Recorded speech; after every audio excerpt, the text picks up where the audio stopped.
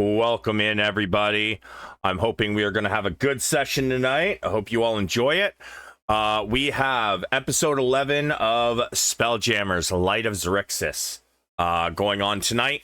We have, unfortunately, it seems like we are down somebody at the moment. I'm not sure if maybe I missed a message saying that they weren't going to be here, but this is why we are getting a late start. We were waiting for them, but getting to a point we couldn't wait any longer. So we're going to get started. Right now we're going to switch over to the players and they can let you know exactly where we're at and what is going on. Just to let you know what I got coming up. I've got video games the rest of the weekend. Friday and Saturday I believe I'm playing Hunt Showdown and GTFO. We are running some, me and a couple buddies are going to try some new games, see how we like them. We'll play them for about an hour and 45 minutes. We'll do a survey, see if we like it, and if we do, we'll keep them. If we don't, we refund them. Thank God for Steam, right? But we're going to switch over. Hopefully, this is going to be a good session. See you in there.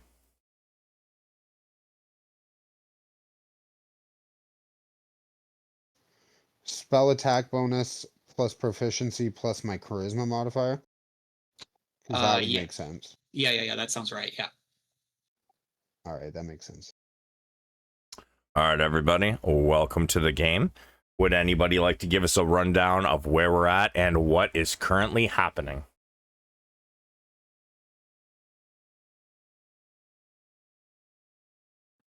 I'll take a swing at it. Full send? All right. So, basically after we got out of the arena, after I was resurrected, because, apparently that fight I was playing the role of a punching bag. We got out and went back to the inn where the stepkids got a hold of the deck of many things and resurrected their mother. Then there was, Shuck tried to reconnect with their daughter, and that didn't work out so good. We also learned more about our new ally, and the fact that Destiny has sent Dex to us to try to figure out what this galactic threat is, and she basically told us more about the whole astral elf thing and the magic with that. I know there's also the fact that we got ready for the next fight by going to. There was a lot that happened. Holy crow! One of my kids became a druggie, and my marriage may or may not be on the rocks. And I know Cal had to make a deal to try to get his brother out of.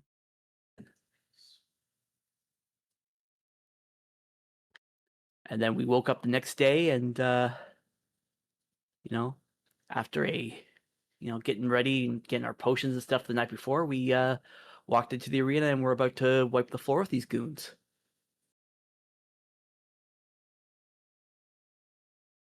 Wipe the floor with these goons, he says. These chumps. So cute. So, the announcer has already done his intro.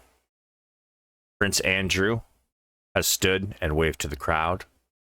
And now you hear, teams, step towards the center of the arena.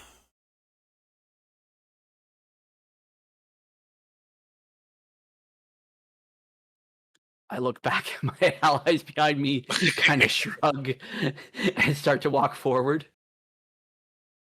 Cal will take his great sword out, kind of hold it high and walk in the forefront and stop within a couple paces of these guys. as we're walking, I give my sprite a command to become invisible, and when the fight starts, to get as close to one of the enemies as they can on their turn. Okay. I'm trying to hang back as far as I legally can.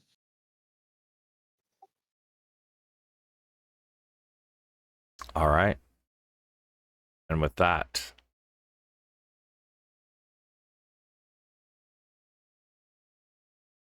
Guardians of Destiny, are you ready?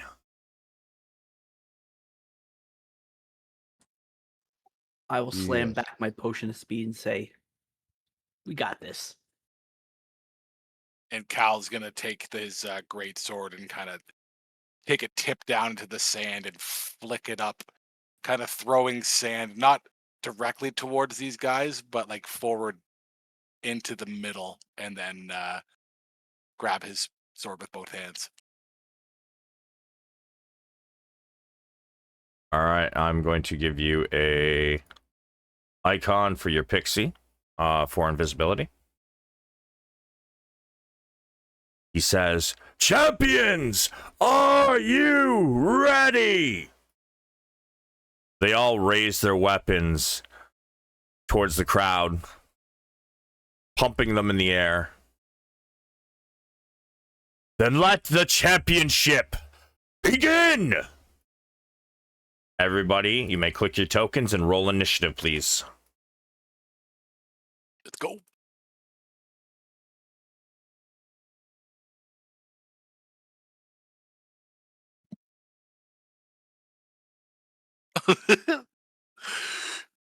Look at that roll.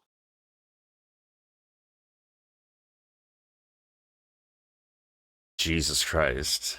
Your meat shield rolled lowest. FYI.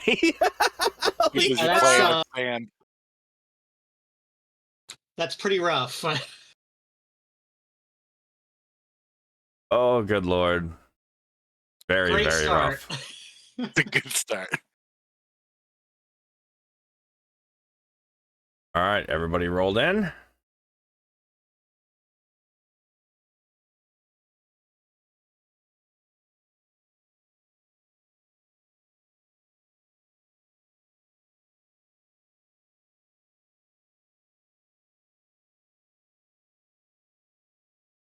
Shock.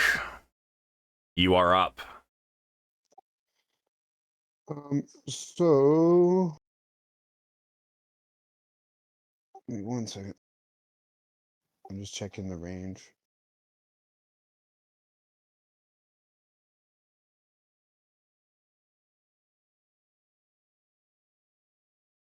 $60 feet.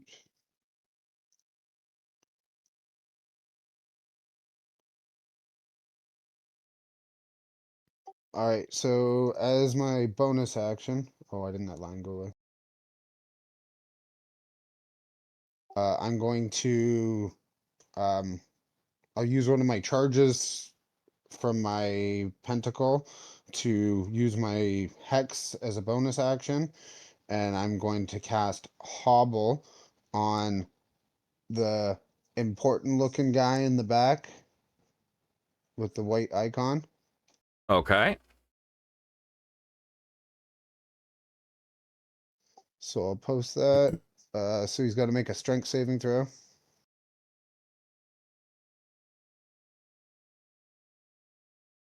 That is a pass. Okay. Um, and I am going to ready the spell Bestow Curse so that when my sprite gets to that guy, it can use it. Your hex is an action. Nope. I told you I used I used one of my 3 charges of my Oh, yeah, pentacle which to makes use it it as a a... bonus. Okay, yep. Bonus. Yep. So then I'm going to get Bestow Curse ready.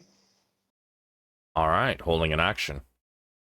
And what is the trigger again? Like I'm holding it so that once my sprite reaches that fancy guy in the back, it can cast it because it's a touch spell. Got you. All right.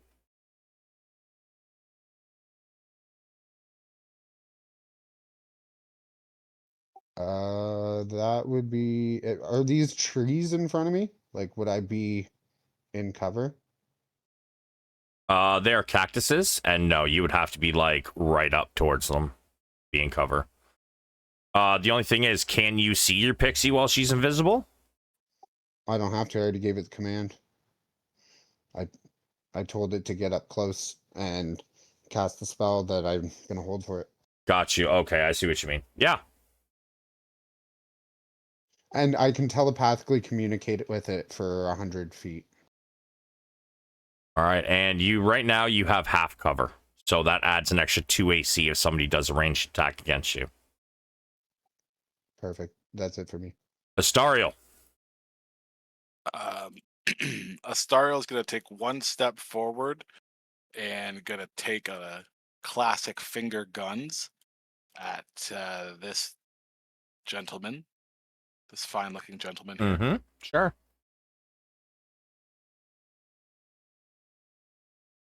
He stands there and 14. beats his shield, and as Astariel reaches her hand out and makes a gun motion and a trigger, her spell goes off. He's sitting there beating his shield, and he just cocks his head to the side and watches it go right past him. Astariel takes her finger from finger guns, puts it up to her face, and kind of makes a thinking motion, and then winks at him and casts the command spell and says, "Flee."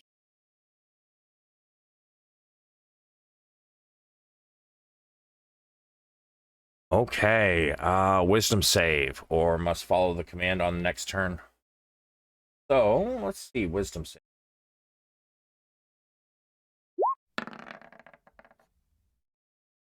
Is that DC the correct DC that it says? Let me double check. No, it's 15. 15?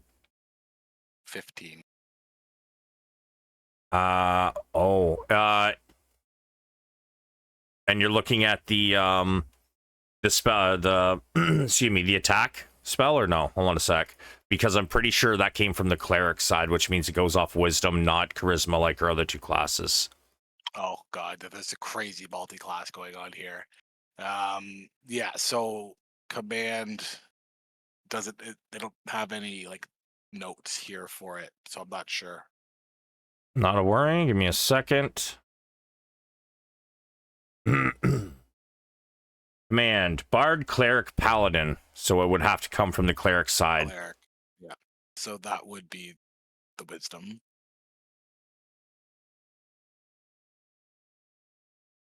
Which is a pretty decent wisdom. It's the same as charisma modifier. +3.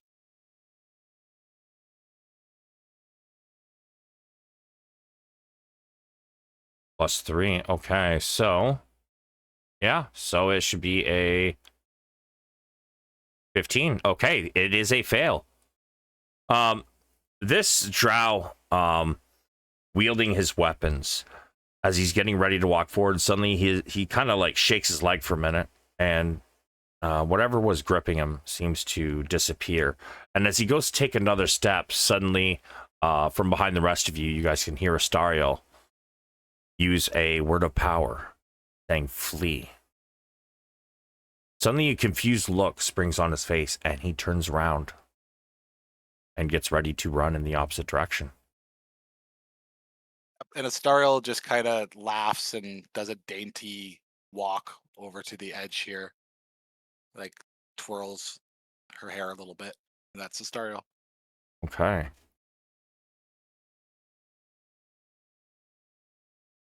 Giant Badger. I didn't really give it commands, so what's its range? You had enough time before the battle started, so let's say you did. What was the command? Hold on. 30 feet. It can't reach any of them, so it would I would have told it protect me. So it would probably just stay close to me.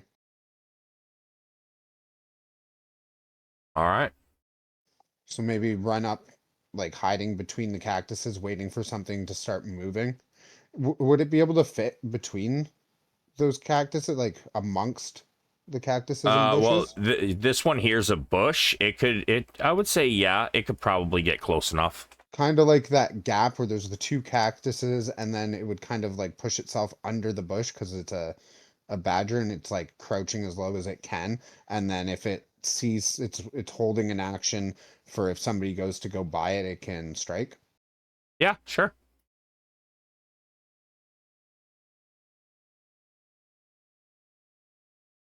Okay. X. Okay, I was considering a couple things. I'm pretty sure, Cal, you're not sped up at all, are you?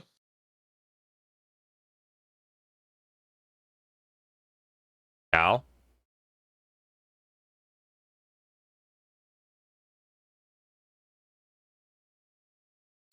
Cal. Sorry, say that again. Are you sped up at all? I am not sped up. That's what I thought. That's perfect. All right, I'm gonna cast haste on you.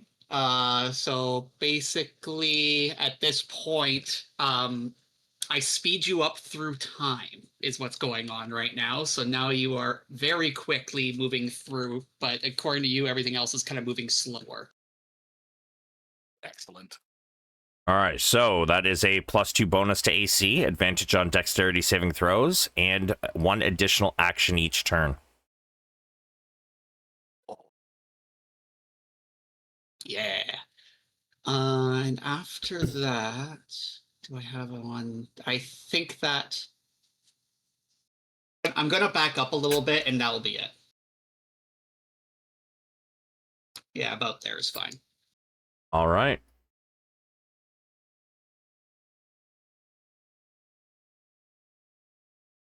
Gift Shock Trooper. All right. Seeing his friend or his ally spin on his heels. You fool! What are you doing? It's this way! And he begins to charge. 5, 10, 15, 20, 25, 30. Chuck. What? So that would be my badgers in range? No. My sprite, because I Yep. told it to attack. Mm-hmm. So then it would grab it with the bestow curse. I was looking at my things for the other one. So the curse I'm gonna pick is it's got to do a wisdom saving throw, and if failed, it has disadvantage on ability checks and saving throws made with ability score. The only way to remove this curse is with a remove curse spell. Or you lose concentration, is it not? Because it's a concentration spell. Yeah. If I Okay. lose concentration, And it's a well, wisdom oh, save? I don't know. It says a remove curse spell ends this effect. Yeah, that just means like if you don't get hit and you're holding your concentration, if somebody walks up and gives a remove curse, then your spell's over. So you either have to hold concentration, or sorry, you either have to lose concentration, or they have to use a remove curse spell to make sure this is gone. And I'm sorry, which one was it again? Wisdom saving throw, and if it fails, then it has disadvantage on ability checks and saving throws that use ability score.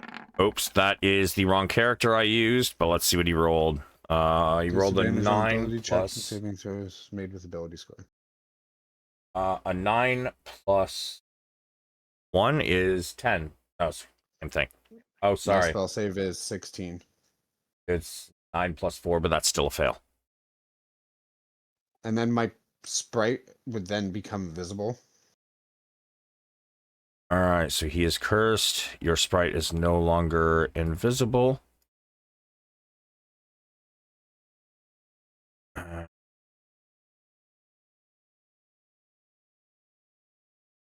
Still curse. Spell choose curse from the following options. Choose one ability to roll curse. Okay, so you chose the ability score curse. Yes. While cursed target has disadvantage on ability checks and saving throws made with that score. While cursed target has disadvantage on all attack rolls against you.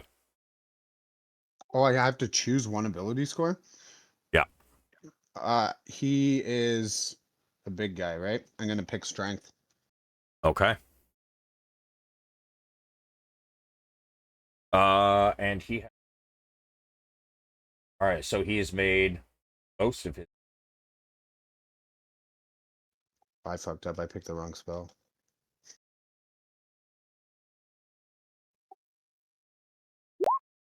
As this thing becomes visible, it uses this ability. 20 feet in a straight line. So, your pixie needs to make a DC 16 strength saving throw. For what, being attacked? I put it in chat there. It's an ability this particular creature has.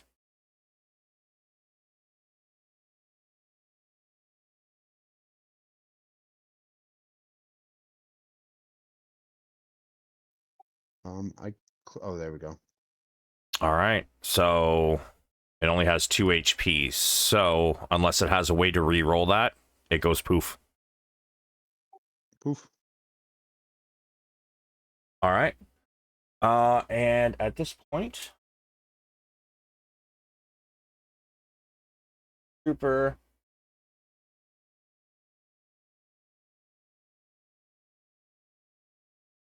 Oh, that's fun.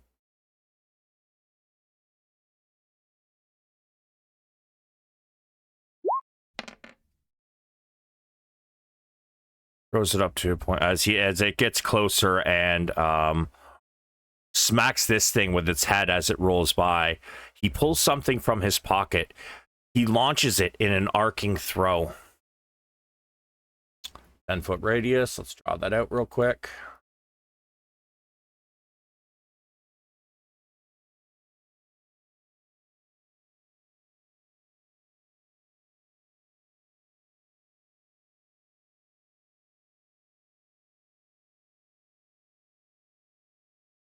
All right, right there. Dexterity save, please, from both Cal and Albus. Cal has advantage with haste. Indeed, he does.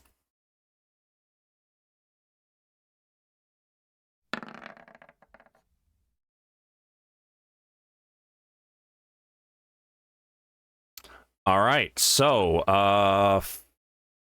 18 damage to Albus, and half of that to Cal. Okay.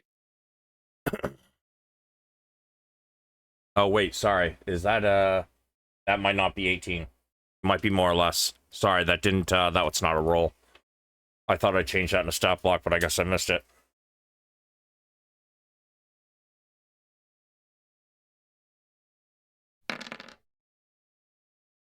That is 17 to Albus and 8 to Cal. Okay. All right. This one was told to flee. 5:30. He's going to dash 5, 10, 15, 25, 30. And it doesn't look like he has the dash ability as a bonus action. So yeah, you all watch as the drow charges in the opposite direction of the fight.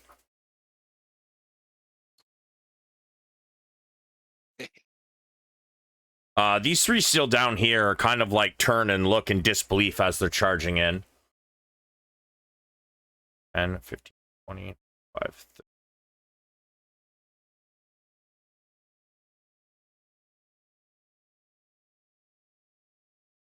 This one charges directly at you, Cal.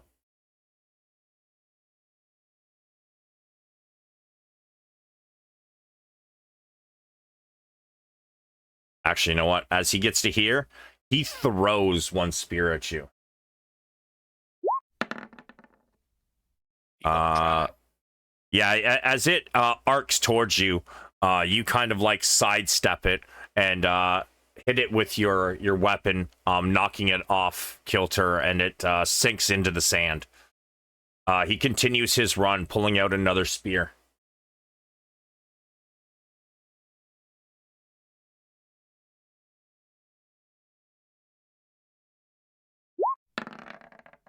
First thing he does is try to hit you with his shield, trying to knock you over. Nope.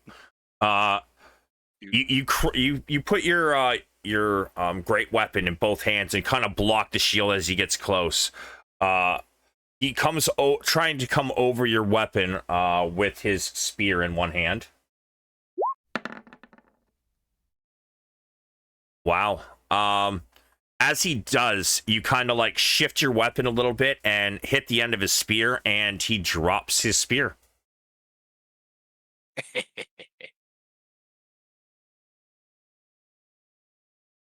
You're like Fry from the episode of Futurama after he has the 100th coffee cup. Yeah, I love that. This one runs in, I should say.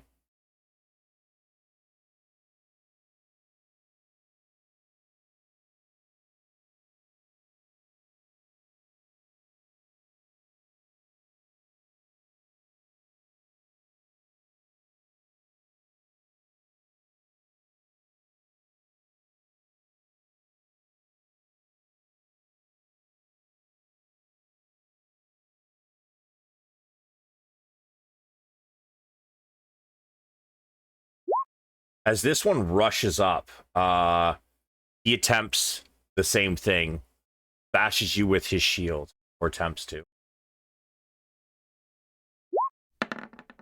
That is a 17.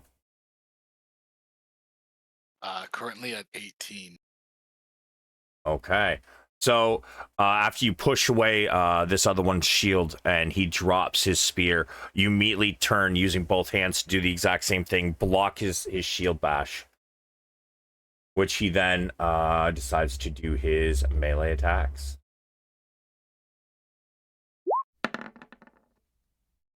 Oh, okay. That is a 23 to hit. That hits. And a 27 crit to hit. Oh, I'm gonna silvery barb the crit. Oh, okay.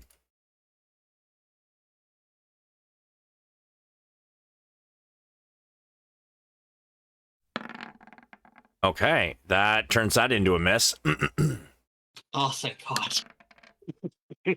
So as he stabs forward with his spear, the first one connects deep into your shoulder. He withdraws and goes for another one. It looks like it's coming in directly in between your eyes. Suddenly, it shifts. His hand kind of slips sideways, and it just misses the side of your head. He also has... okay, so the damage from your hit is 12 plus his crushing blow, which is a 4. So, 16, sir.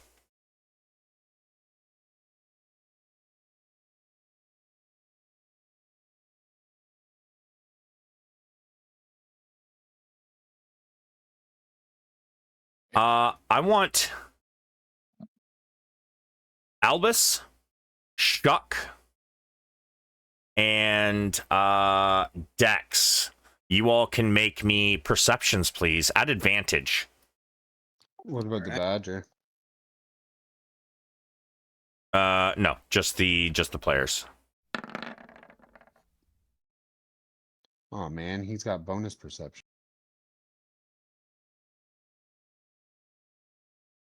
What the fuck?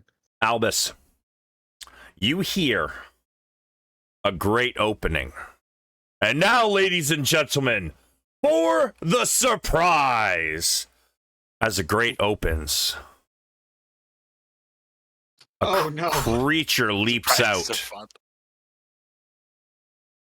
and Oh, leaps. it's It makes it almost all the way to the next rock. It lands at the base and then runs up to the top.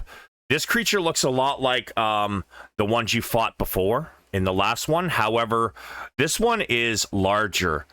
However, its fur and tentacles seem to be covered in something strange. Possibly Almost something demonic.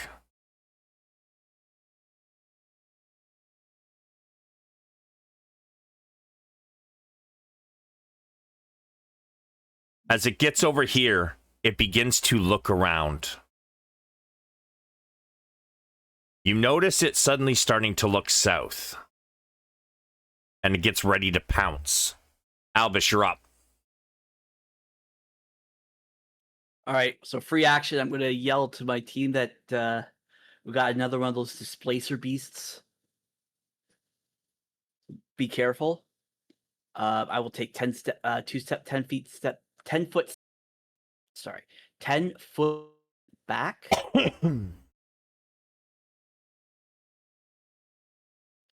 And I'm going to cast Spiked Growth. Please remember that when you are using the circle, you need to aim it either vertical or horizontal. You can't go diagonal. It changes the shape or the size. I think it's a square, actually, if I remember the spell. Let me post it.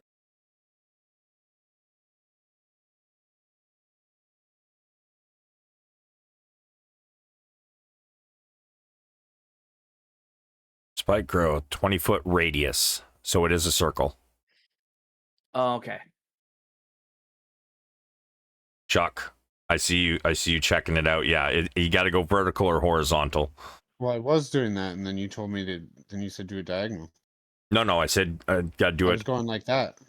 And Oh. then that's when you said that. Sorry, it looked to me like you were doing diagonal. How do you Apologies. see that? I have it set to not broadcast. Because I'm the DM, everything broadcast to me. Well, that's cheap. All right, 20-foot circles. I've been measuring so much. And radius would mean it's like from the center it would be 10 over, right? Like what I'm doing right now would be a 20-foot radius. Yes. No, that would be 20 feet total. 10 feet radius means halfway. So what you were measuring there, where it said 10 feet? I thought the diameter was halfway. No. Diameter's all the way. So that. Sorry, I'm trying to get the circle going here.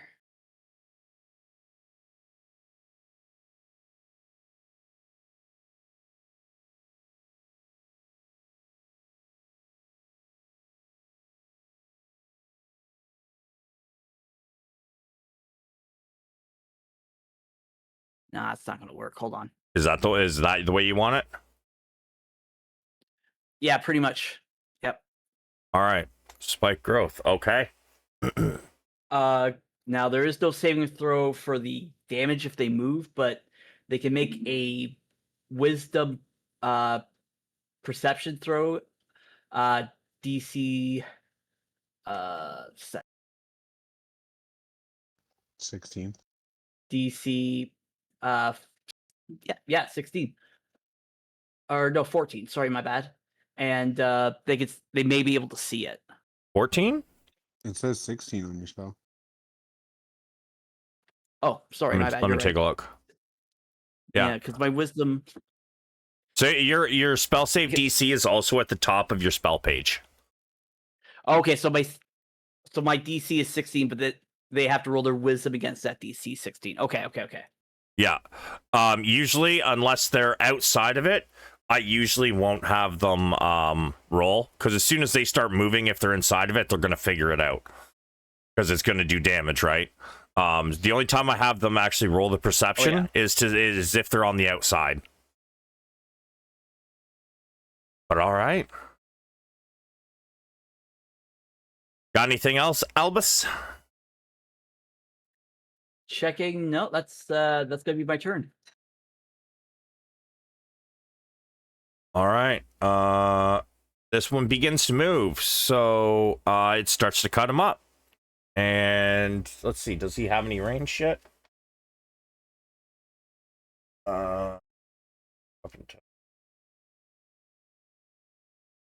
Yes, he does. The fuck is a shacha? Shakcha? Chakra? No. Oh, no, there's no R in it.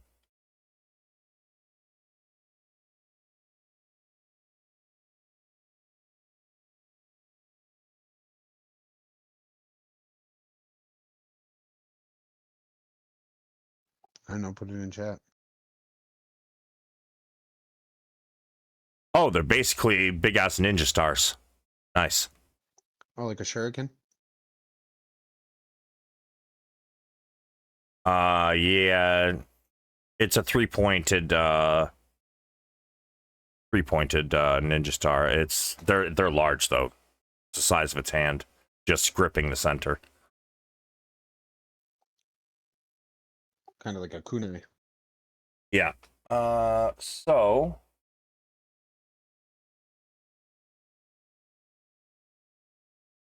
ah. Oh, I love this. Yeah, as it starts to take damage, so roll me that 2d4, Albus.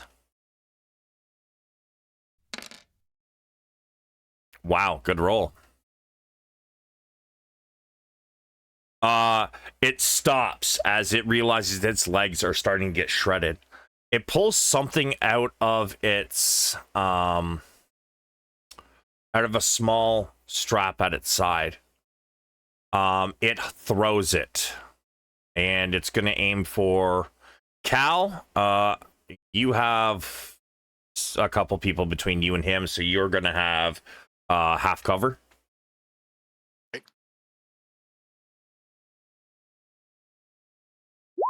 Is that I forget that increases my AC? Yes, half cover increases it by 2. Okay. What's your AC at?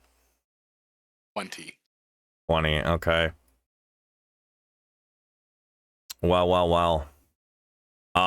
So the first one is a hit.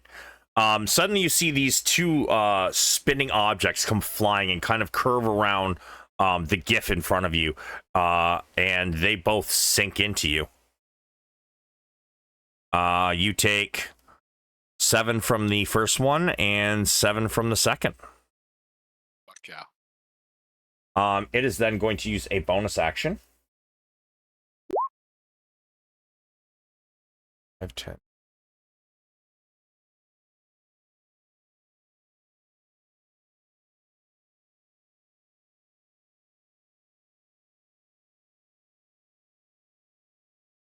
As it gets to here, Reaction? yep. So like my thing's attack is called multi-attack. Would that work for a reaction? The badger makes No. 2 attacks, one with bite and one with claws, but that's its attack, it's multi-attack. Yes, but that's no different than extra attack. If you are holding an action, you get to make for an attack. You get to make 1 attack. Otherwise, I promise you, I would have slaughtered you all already several times over. Do I get to pick which one it did? Mm-hmm. So it's gonna do its claw attack. Okay. Well, hold on. You know that they're on difficult terrain, right? Like, It's a leap. So he has a bonus action ability. The Thrycreen leaps up to 20 feet in any direction, provided its speed isn't 0. okay. Grasshopper son of a bitch. Pretty much. I mean, these things they look like praying mantises, honestly. Other than they're actually including their, except they've got hands instead of like claw-like things at the end. Unfortunately, that is a miss. It is going to pull out its very long serrated sword. Sorry, not pull it out. He had it in his offhand.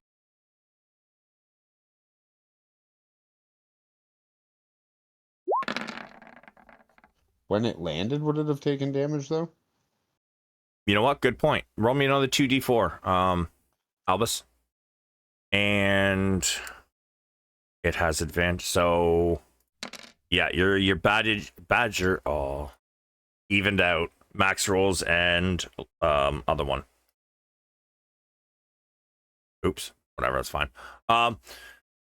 As it lands, it strikes out as your badger attempts to claw it. It manages to separate a large chunk of the creature's arm from its body. It takes 10 slashing damage. Where is its hit point? So when you're using an NPC, all you're going to do is you're going to click on the token, click in the green bubble, and then hit -10. Enter.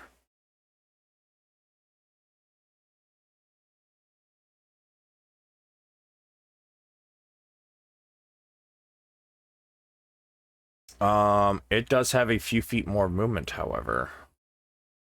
It wants to get out of this. So it is going to move there. So you can give me another 2d4, Albus.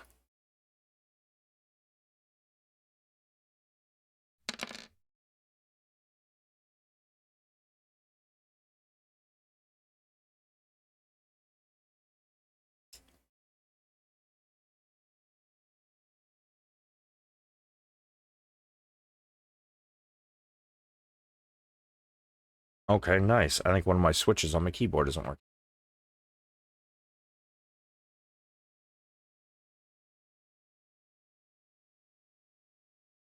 Oh, my sweet Jesus.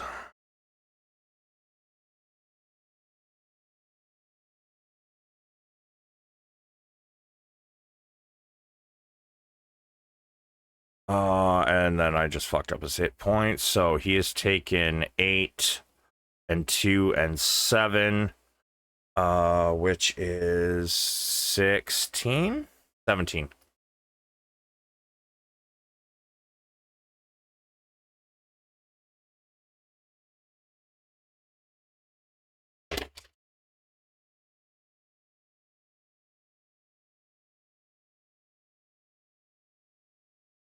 Okay, better. And now Cal, my good man, my good GIF, Ugh, you're up. time. Yeah, so Cal, with the haste spell, takes all that damage, deflects some of it, and then just the whites on his knuckles grip his sword as he goes into a bloody rage. So he's raging now, finally. And he takes the biggest swing he possibly can at this one. He does not move. He plants his feet and he swings his great sword at this guy who engaged him first.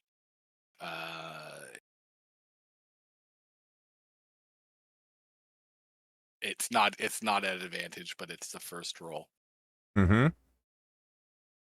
I think you already know the answer. Yeah, well, that's what happens.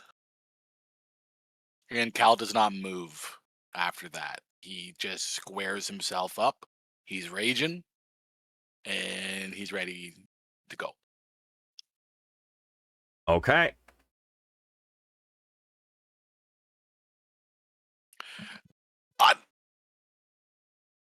He has a hasted action He does. He does. that I almost forgot about. And he's going to swing again. Sorry, I almost missed that. We almost moved on.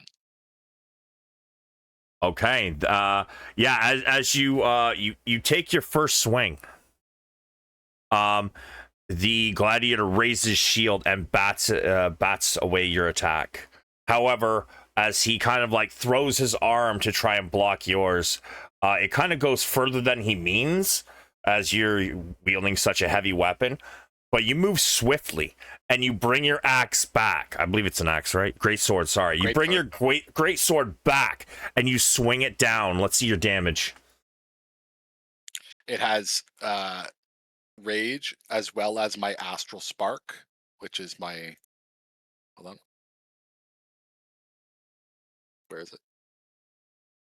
Racial extra sparky. When you hit a target with a simpler martial weapon, you can cause damage to extra force equal to your proficiency bonus. Use a straight number of times equal to your proficiency bonus. But you can use it no more than once per turn. All expended uses on a long rest. Okay. As he brings his greatsword down, it bites into this gladiator's collarbone. He shouts in pain and rage. However, as it connects, you see what looks almost like a brightness of stars suddenly run along the blade, burning the flesh around, sending blood splattering even farther.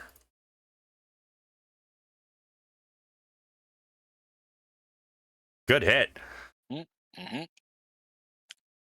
Yep, that's a close call, and that's it for Cal. Okay. Guck. So, am I allowed to stand right here? You said it's a bush. It is, yes. It's kind of like a floppy bush. Like, you could run past Yeah. it, and it's just going to move with you. So I could stand there? You could, yes. And then a 15-foot cone from here. Would that make contact with everybody? I would make contact with 3 of them. But it's in that last guy's square. It's not really, though. Not much. You know what? I'll just give him advantage on the roll. What's the roll? Well, I haven't used it yet. Hold on. Now, if I were to take my potion of speed, it would be an object interaction and a bonus action, right? Ocean speed. I think that one is hold on a sec.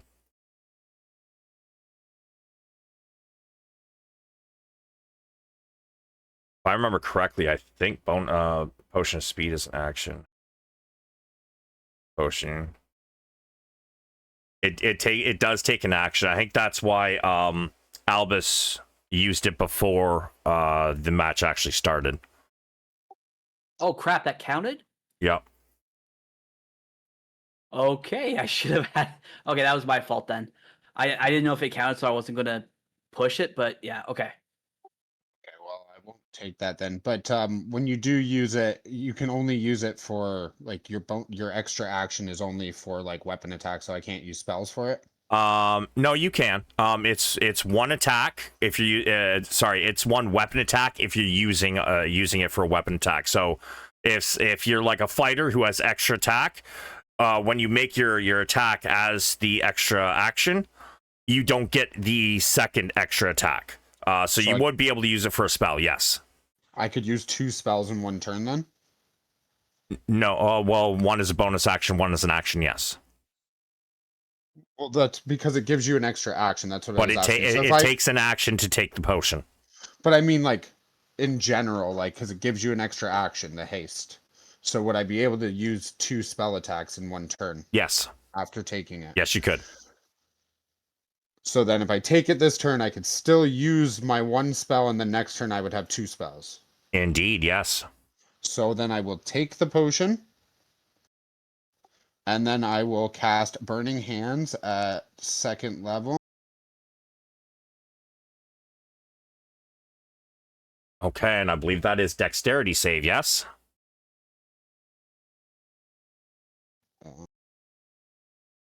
Dex save, okay.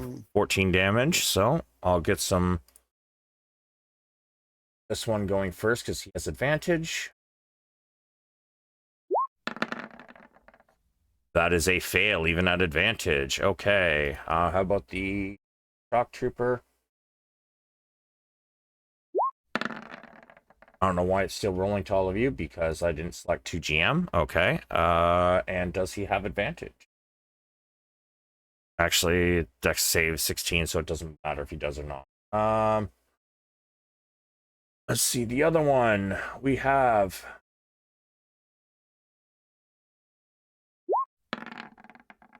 That one is a success. Fry cream.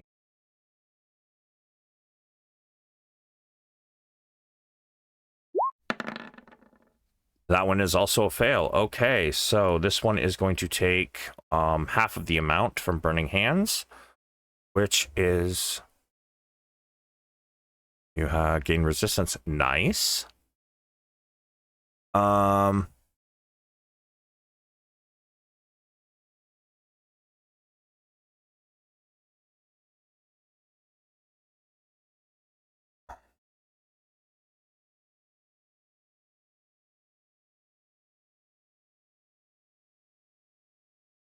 Okay, yeah. You put your hands out in front of you and shout words of power. Suddenly a spout of flame flies out from your hands in a cone, narrowly missing both Cal and your badger, and just barely hitting the one.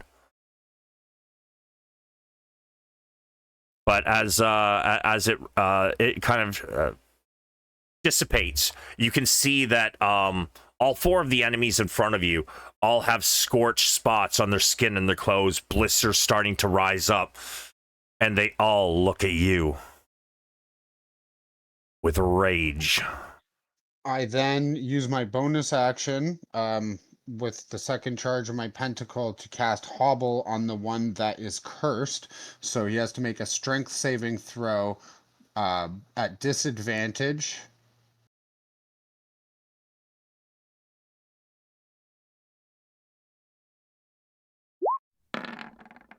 Which is a fail. So now he cannot move more than 10 feet until the end of his next turn. And did that creature in front of me already use its reaction? No. Not that you're aware of. I will end my turn. Astariel.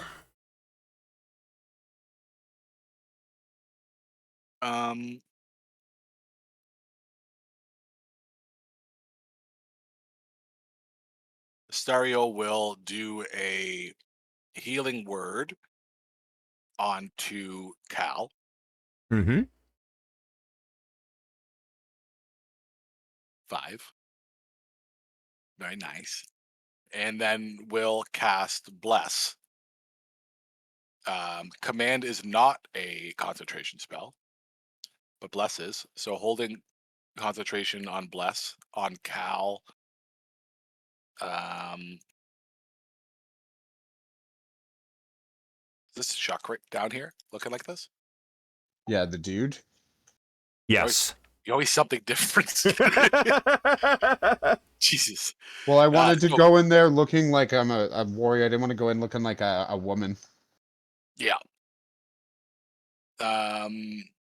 So you are now blessed, and so is Elvis.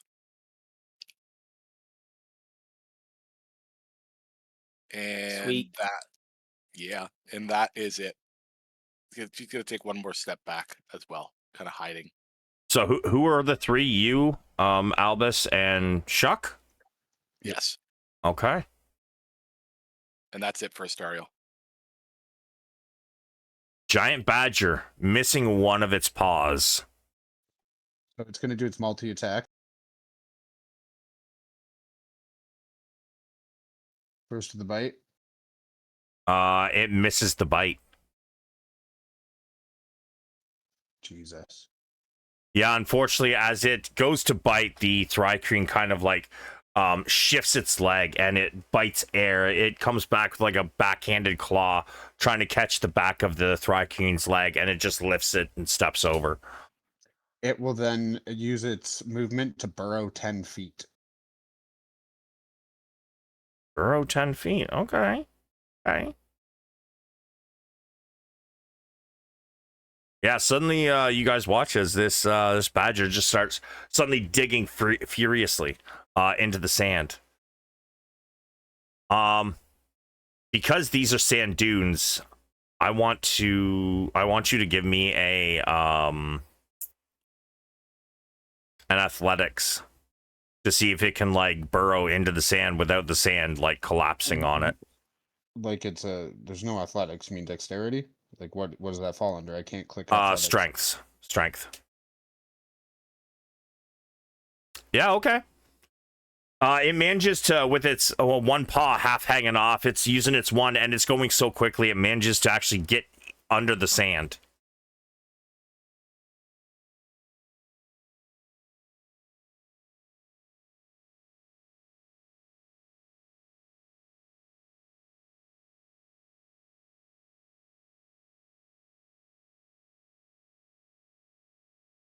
Dex. Okay, so I'm going to start off by moving over and then I'm going to cast Lightning Bolt and hopefully hit 2 people with it. All right, so what you're going to do is you're going to go to your measure tool, and where it says shape, you're going to hit that box and hit beam. Oh, I see it. Yeah, no problem.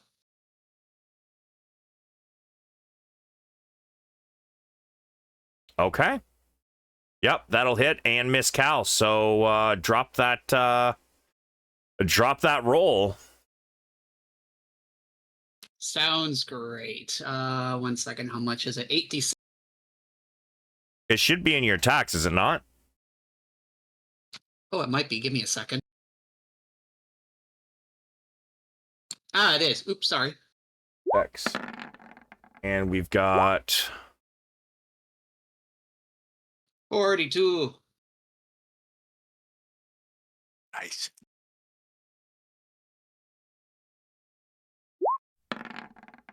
holy shit, that look at that fucking roll, dude. Look at that roll, guys. What? Yeah, that's awesome. So many 6s. Jesus. Everything above average and 5 6s. So it's a shame that they both passed though. God damn it. Can I? No, I can't do anything about that. Yeah, well, when did you use your silvery barbs? Oh, last turn. Does it reset at the start of my turn or at the end of it? I believe the start. Okay, Yep. because I can do another one then, just to maybe get one of them to fail. I will say I want that guy to reroll. What is your DC? Is it 16? Is that correct? That is correct. Damn. It's a shame you chose the wrong one. He rolled a 16 as a second. Shoot. Still, I mean, still, man, that's quite a good amount of damage in your first run, or your first like big damage spell. So that's impressive. Yeah, I get the feeling I'm going to be a target now, so I'm going to step back further this way. Okay. Yeah, as you release this beam of electricity flying from your hands, just barely missing Cal. Both of them kind of start to convulse for a moment. More blisters. You can see like marks showing up along their neck and extremities, looking like electric burns.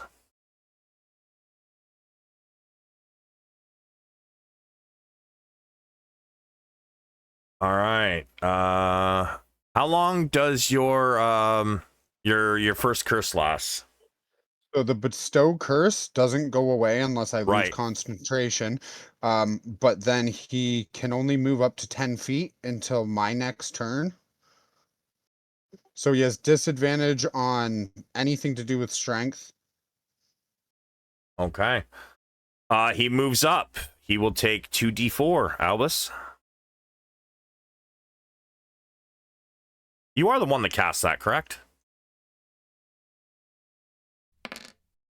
That is correct.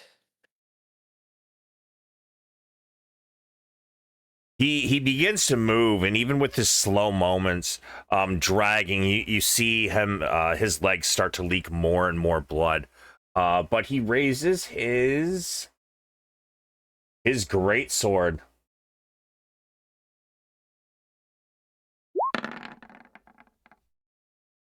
Wow. Wow. The 26 hit? Cal?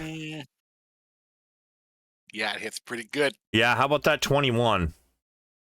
Hits too. Be glad he had disadvantage because one of those would have been a crit.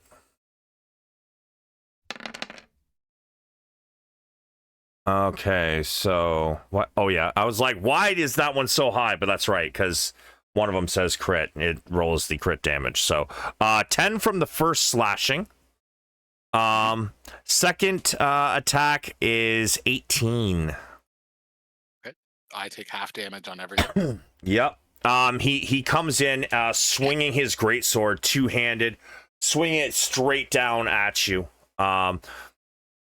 Both of them hit, but the second one, seeming like it was going to be a straight down on your head, he manages to just shave a piece of your bicep off.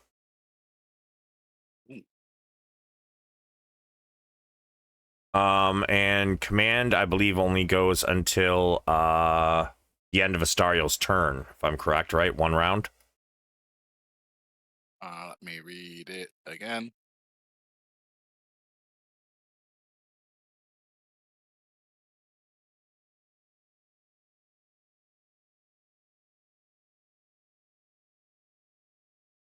It'll be in your duration for the spell. 1 round. All right. You, Cal and Shuck can both give me a perception.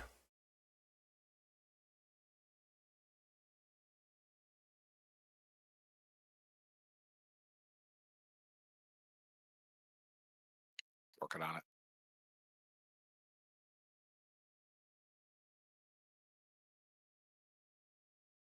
Yeah, Cal, you notice the drow suddenly coming back, charging towards you. It seems like he's oblivious of the very large creature that is now turned back in your guys' direction. But you notice that as it turns back, it seems to have its eyes focused on a singular prey, being separated from a group. He had to dash to get back to there. So I believe this gladiator is the one that dropped his spear. So he is going to pull one more, his last one, out of his quiver on his back as a bonus action.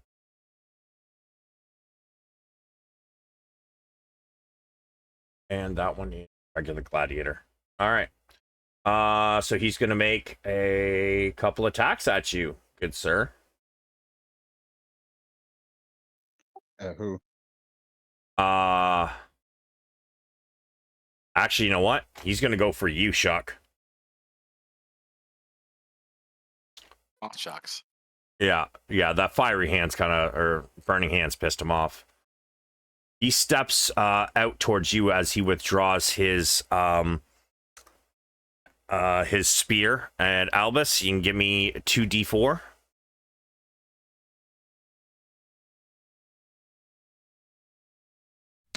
Get your blesses. Oh, does plus add to that? I don't think so. No, not to damage. It does not. Just in general. Just don't forget your blesses. Okay, Bless so you. I hit the wrong fucking button, I guess. What just happened? Or am I wrong? Maybe he was that low. No, he definitely wasn't that low. He might have been. We hit him with a lot of attacks. Whatever, we'll leave it. I fucked up. It's my own fault. Fat finger in my goddamn keyboard. But yeah, as he moves in towards you, his body blistered, bleeding. He raises his spear at you.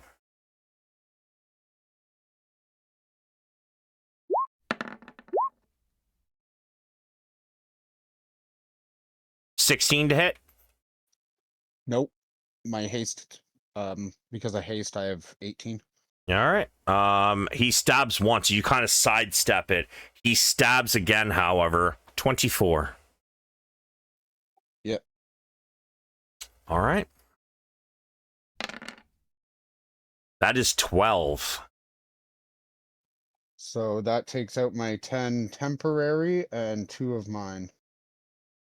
And I need a Constitution saving throw to hold your concentration. Your DC is 10. And I get advantage, right, because of Wardcaster? Yes. Warcasters for life. Oh, what the fuck? Damn. Don't forget bless. Don't forget bless. Oh, yeah. Roll your bless. So I That clicked counts. bless. How come it didn't add it? Did you click it in your Your saves, or where did you click it? Oh, I clicked it in attack modifiers. Well, that would be the problem.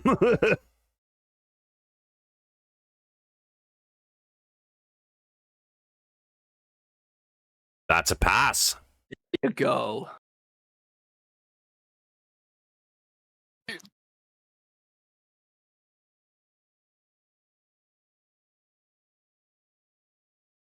Is that it for him? Oh, he only rolled 2 attacks. He's got one more. And that's an 18 to hit.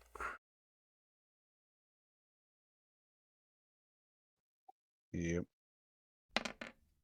That is 11 piercing damage. And another con save, please.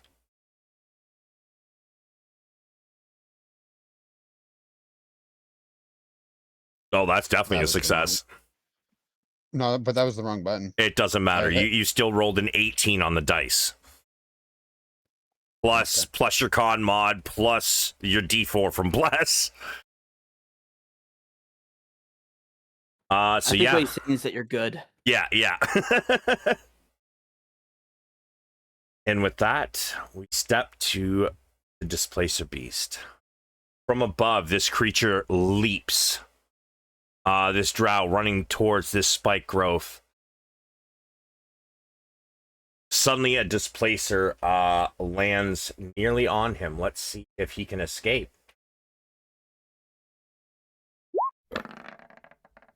That is a 20. He rolls to the side.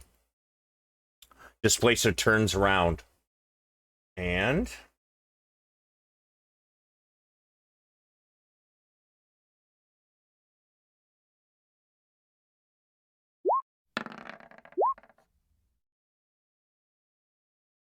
it lashes out twice with its tentacles and once with a bite. Wow. This drow has a lot more AC than I realized. Pretty sick. One of them hit. As the you see the tentacle reach out and slap him across the face. Its mouth-like end spreading wide, the barbs raking this creature's face.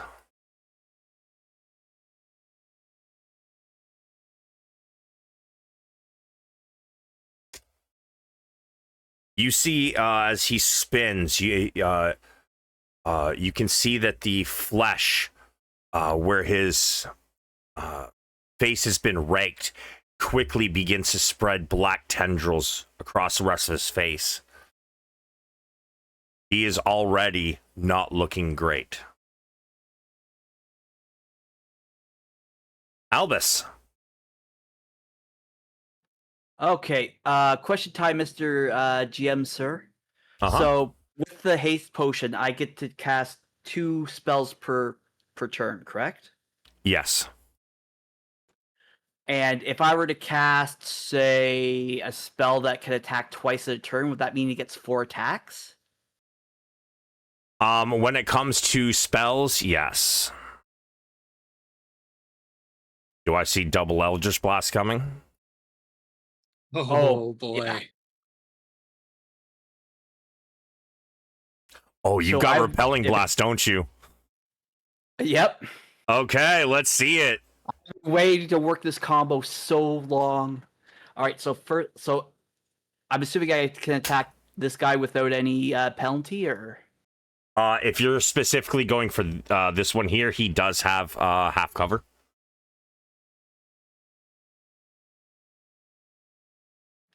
so I'd have to attack that guy. Mm-hmm. All right, we'll do that. Unless you move. First Eldritch Blast, and I'll add the Bless at the end if I need it. Okay. That's a hit. Okay, so Repelling Blast 10 feet. You might as well just do your attacks. Let's do your attacks, and then we'll do your damage all at once. But what if he dies? Then we'll just move whatever attack he dies on to the next one. Okay, so that's Yeah, and that attack, of course, had the Genie's Wrath for an extra 3 fire damage. So we'll just keep track of that. Mm-hmm.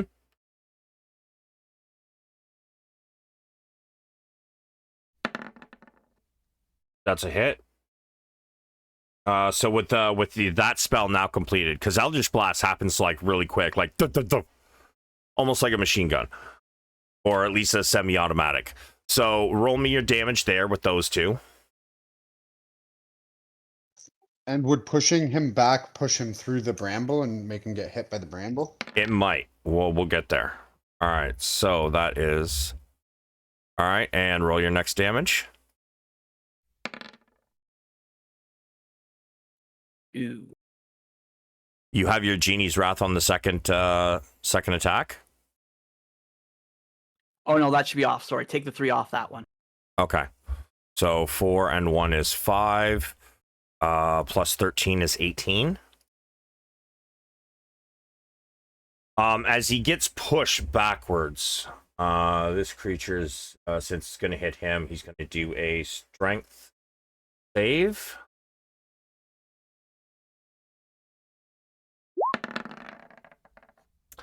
That is a 24. So he does stop him from getting pushed in, from both of them getting pushed into the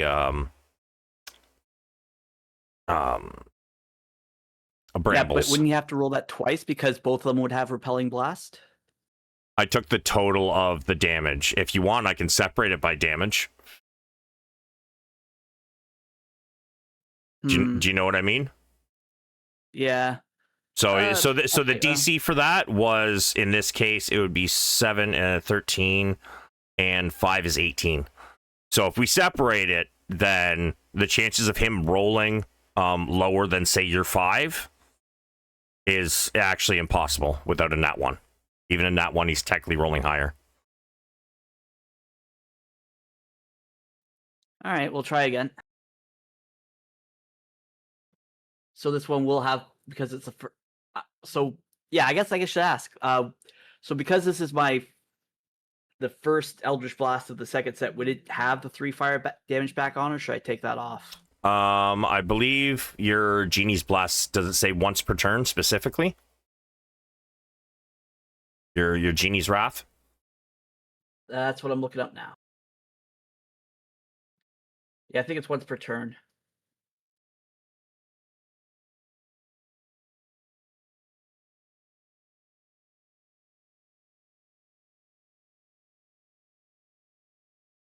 Yeah, I'm not seeing it here.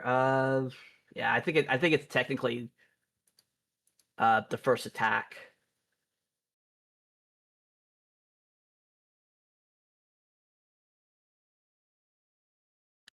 All right, so we'll take that off, and then 2 more Eldritch Blasts.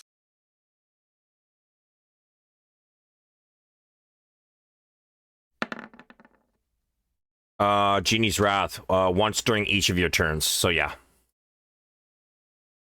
Oh no. Right. Roll me your second attack.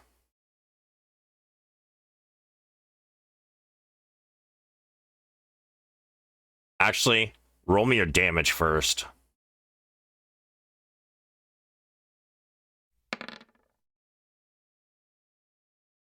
Shuck.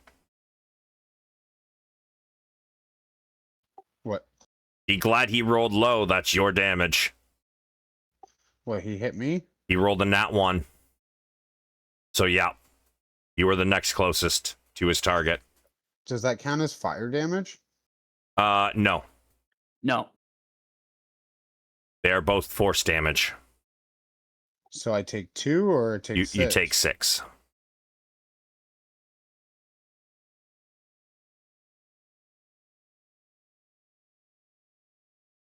You also get pushed back 10 feet. But my armor doesn't matter. No. When it is a nat 1, if there's we talked about in session 0 for this one. When it is a nat 1, if he has a friendly unit within 5 feet of the target, it's going to hit them. And your So badger's then, burrowed. Where am I getting pushed to?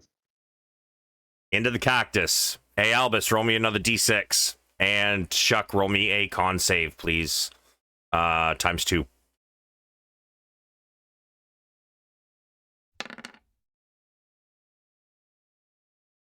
I didn't put bless on those, so Well, your first one for the damage, you succeeded. Your second one is a success as well. So you do hold those weren't concentration. for my spell. Yeah, that's for your spell, your concentration on your spell. So you do succeed.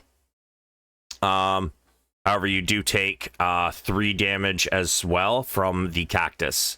Albus, your second attack, please.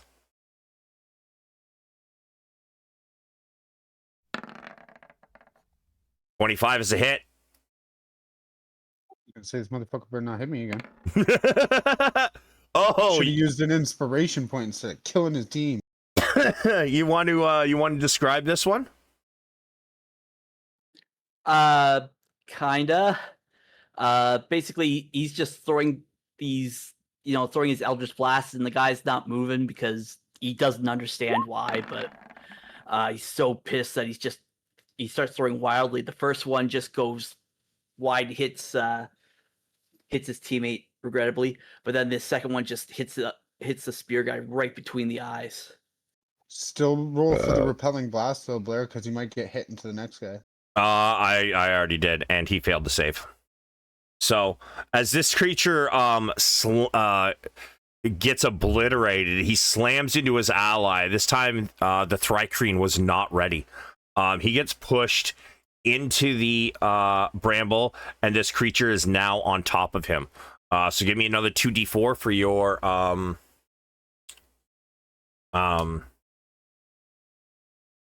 entangle, Albus. Yeah. Oh yeah, So again, because I love trying to max out my damage, Blair, but I'm gonna ask, like, because the push is 10 feet, does it matter, or is it just 5? You push the body 10 feet. Okay. Yeah, you push the body 10 feet, and he just happened to like catch the body and fall over backwards.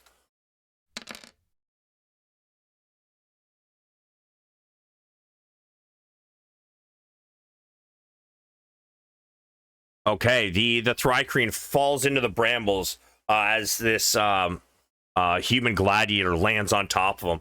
You hear this shrill like chittering from the creature, and you can see he's trying to move the body off of him. You took all your damage, Albus, before you cast Entangle, right? Correct. Okay, checking. All right. Anything else for your turn, sir? I don't think I have anything for bonus action because I used my 2 actions, so I can't take a health potion. You can take a health potion, but you got to roll for it. The amount you heal. You can take health. You can take health potions as bonus actions. You just have to roll for the amount instead of getting the full effect like you would as an action. And that's 2d4, right? For a regular health potion, yes. 2d4 plus 2.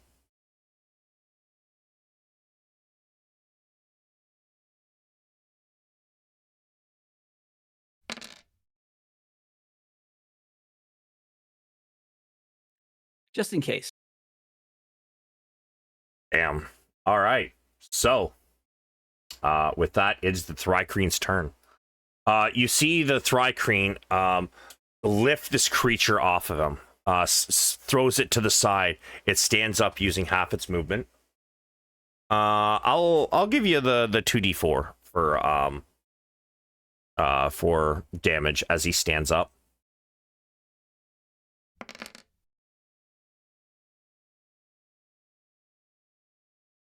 He stands up, and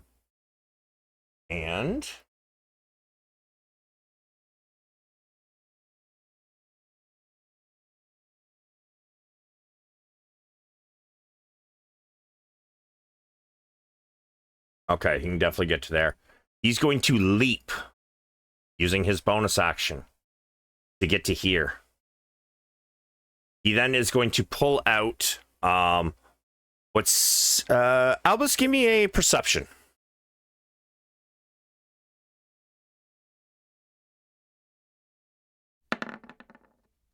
Yeah, what seems to be his last ranged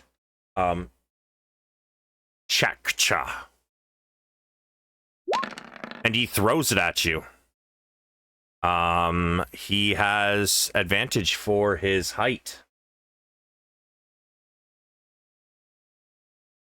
Oh wait, you know what? Let me see. What is his range on this one? Yep, just in range. That would be. Oh, actually, you know what? He had advantage anyways. That is 12 slashing damage as this small ninja-like star flies towards you. It circles around you, cutting both shoulders before sinking into the ground. 5, 10, 15, 20, 5. He then he runs around the side, and Albus, you can just see his head poking out over this ledge. Did he just leave my reach? No, he was not in your reach. Alright.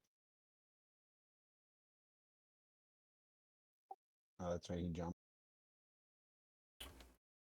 He was right here, so he wasn't in your reach. And anyways, once he got here, he ran this way. Cal, you are up, sir. Excellent. Cal.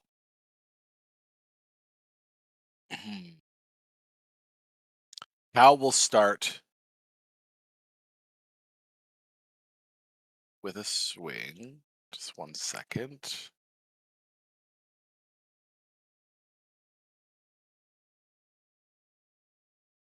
Yeah.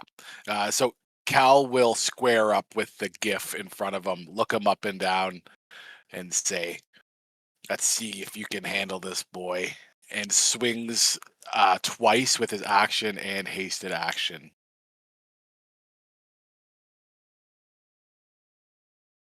First one hits.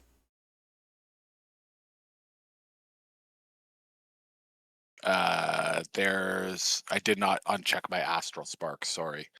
So that's only +2 rage damage. You don't want to use your astral spark? Yeah, actually, I will use it because it's per attack. Yeah, you've only got so many up to your proficiency bonus, though, right? Yeah. That's All right. 2 used. So yes, I will use it. All right. And then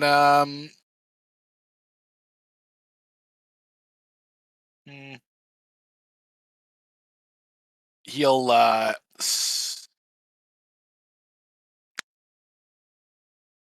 he's not going to take a potion, but he is instead going to use his second wind. Okay.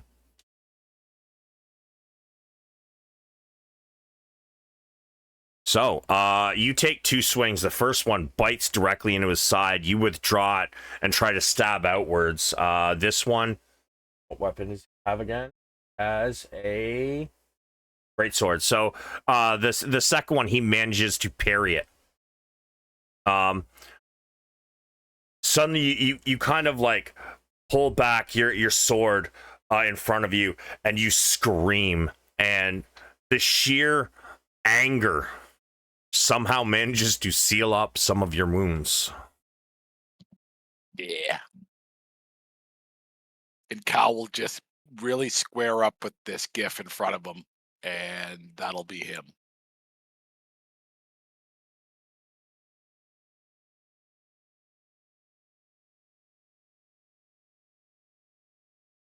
Okay. Guck, you are basically standing with your back against a cactus.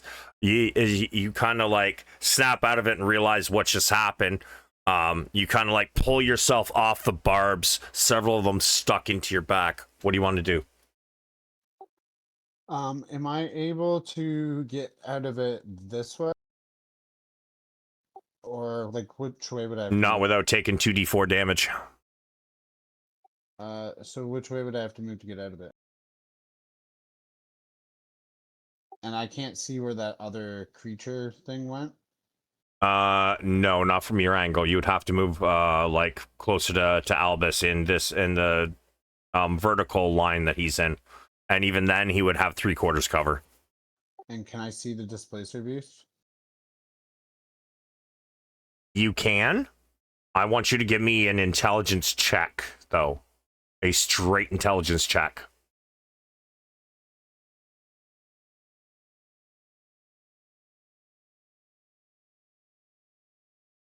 So far, you've noticed that it is going after the singular creatures, the ones that are not anywhere near allies. He has ignored you so far. But it is not stupid. If you were to do something to attack it, it's probably coming for your ass next.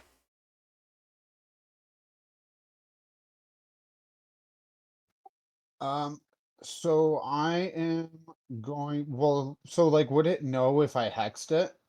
Would it be able to feel that? I might have it do an arcane roll, but it is not Like, your... say it fail or it passed the hex. Would it know that I tried to hex it? I would have it do a roll. This is not your regular displacer beast. It is smarter and stronger than even the big one you guys faced the previous day. Especially since I did announce that it has looks almost more demonic than a regular displacer beast. So you know there's something different about it.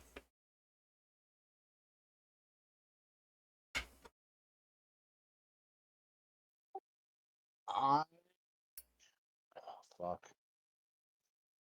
I'm going to start by casting Enlarge, dropping my concentration on the Bestow Curse on the big guy, and Enlarge Cal. Okay. Cal big. Cal, you suddenly feel yourself grow in size, and now instead of being almost eye level with this creature in front of you, you kind of tower over him by about 3 or 4 feet, sir, as you become a large creature. And then Yeah, I'll make that exact laugh. I can take a superior healing potion with a bonus action. Yes, you can. You will have to roll for it. You don't get maximum effect. I'm actually going to. Oh, fuck.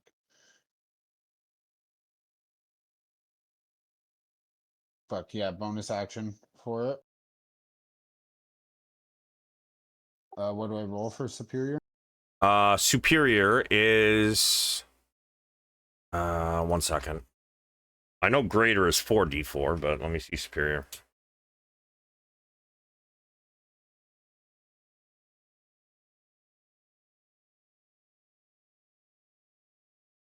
Superior is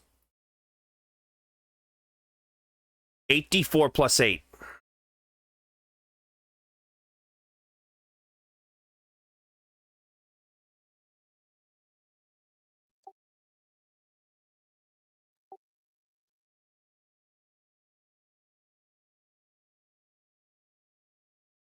$28. That puts you back to max. You feel all of your wounds start to mend themselves. And then how hurt does the guy that I just dropped my spell on look?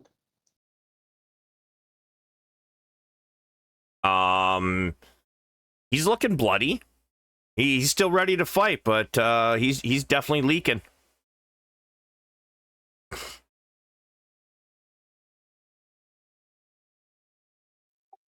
I'm going to magic missile him.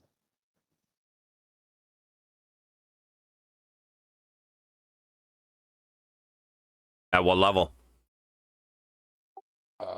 First, I don't know. It just casted at first when I clicked it.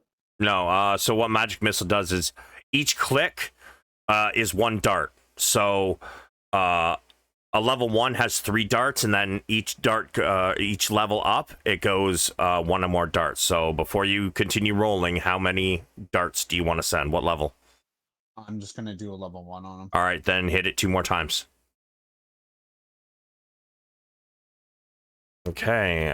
Would bless affect the damage or just No, roll? bless affects saving throws and attacks. So, yeah, you release 3 bolts of your magic missile.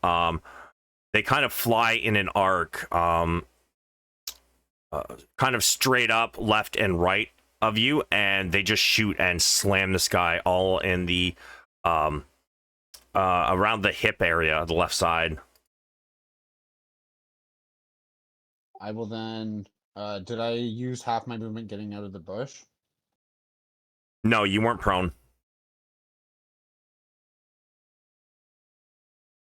I'm gonna move 10 feet behind Cal. And at this point, you can now see this creature up here.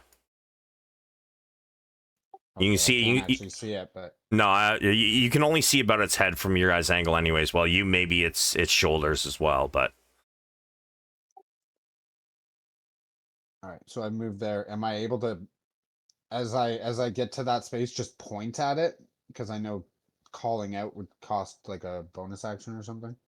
no, Colin, you can role play during combat without any, as long as it's not like a whole ass conversation. It's not going to take any action economy. Well, I'm gonna look towards Albus and Astariel. I don't know if Astariel can hear me, and point at it and be like, "It's right there." It triggers back. It? What do you mean it? You see its mandibles kind of like snapping back and forth. So racist. Well, bro, the picture I'm seeing for its token looks like a fucking dinosaur. The Thrycreans are actually modeled after praying mantises. Yeah, it. I mean, it's still a humanoid sized creature. Sorry to assume your gender. Astariel. Okay. 1 second, just reading something quickly.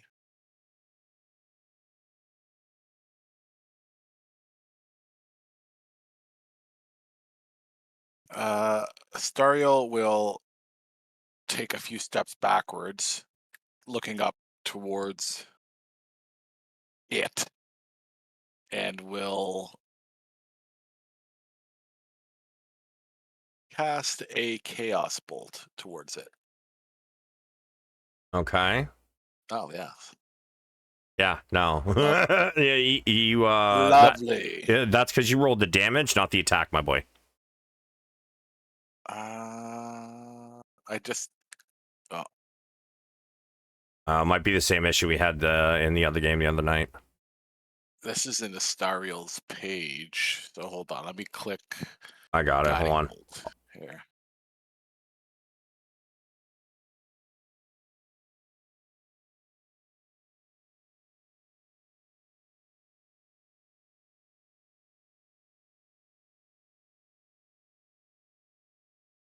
Yeah, okay. So attack, it should be spell.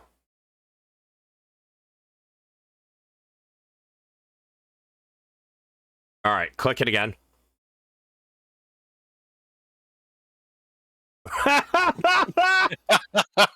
Oh my god. All right, where is my Wait, inspiration points.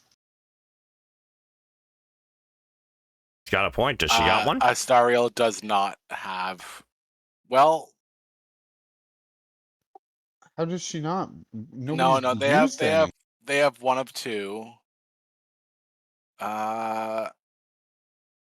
Use it. I don't want to Don't keep you on fucking using. hit me with a guiding bolt, motherfucker. We're gonna use it. We're gonna use it as tax for not being here. Inspiration Yeah. used. There you go. All right. So I don't want to do another silvery. roll me another 2d8 and 1d6.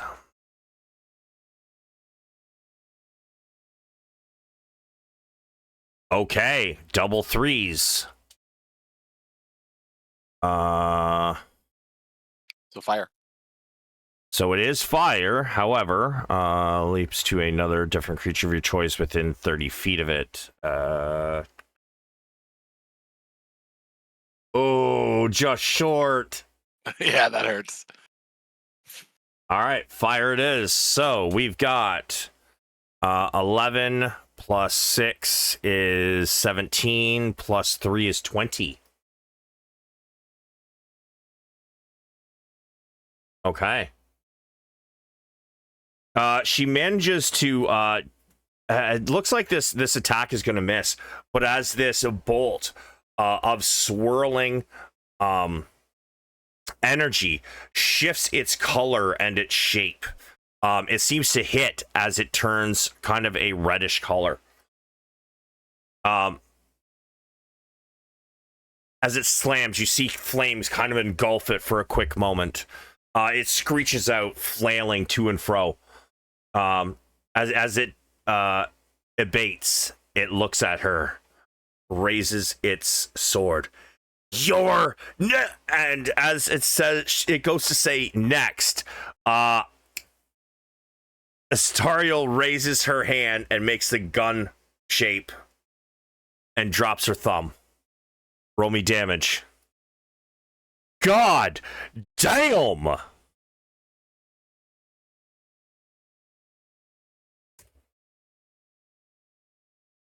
It slams into this creature's side. Or sorry, into its chest. You can hear some like its chest plate kind of crack. The outer the exoskeleton shell just kind of cracks and some juice spurts forth. It kind of like backs up almost a foot or two as it suddenly lets this high pitched shield go out. Don't forget, Astariel is a healer, right? Like, just saying. I know. But yeah, any more movement? Anything? Takes a few more steps backwards as she blows the smoke off the finger guns. Yeah, okay. Yeah. All right, giant badger, which is 10 feet under the ground. So a question. So in my movement speed, it says speed 30 feet, burrow 10 feet. Does it get both of those? No, Or it is like one or the other. So if I unburrow 10 feet, it can't move? no, that is all of its movement.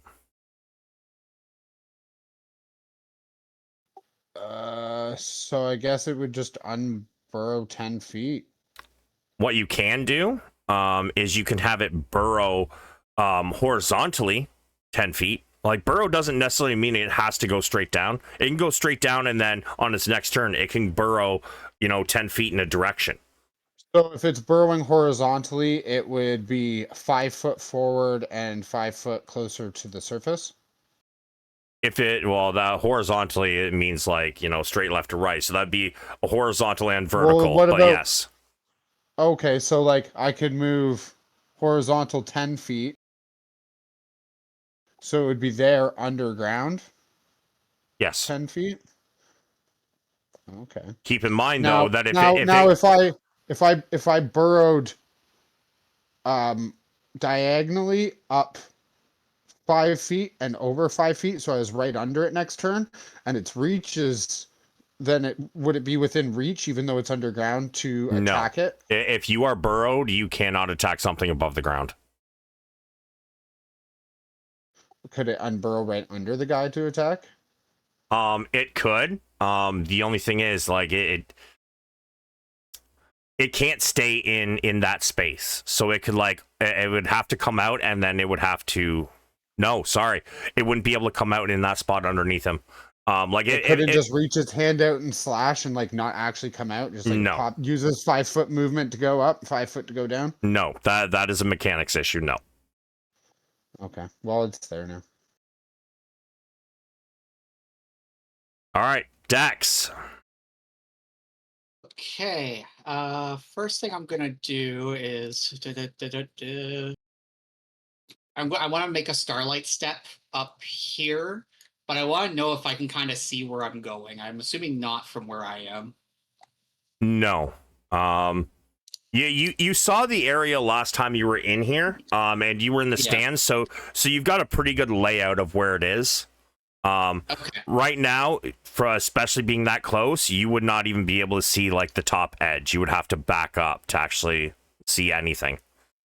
Yes. So yeah, that's probably better anyways. I'm gonna back up about here. Can I still make it like the 30 feet? That's like less than 30 feet to get up there, right? So like this edge right here is about 20 feet. 30 feet is at the top, like the very top of the area. So you could get to here with 20 feet, like right to the edge. Okay, cool, perfect. I'll do that then. So I'm gonna do Starlight. Perfect. Sorry if I'm asking a shit ton of questions here, but this guy, can I see him? Oh yes, yes you can. Oh, cool. It's the way the dynamic lighting is set up. Unfortunately, I can't change it based on elevation. I can just change it like things up there can see down. But yes, you as a character can see him, even though you as a player cannot. So let you know where he is. He's on this square, which is in line with Albus in the same horizontal row. All right. And he looks like really worse for wear, right? I'm assuming at this point. He's not looking good. He still looks like he's ready to go, but he's definitely got some gnarly wounds. Okay.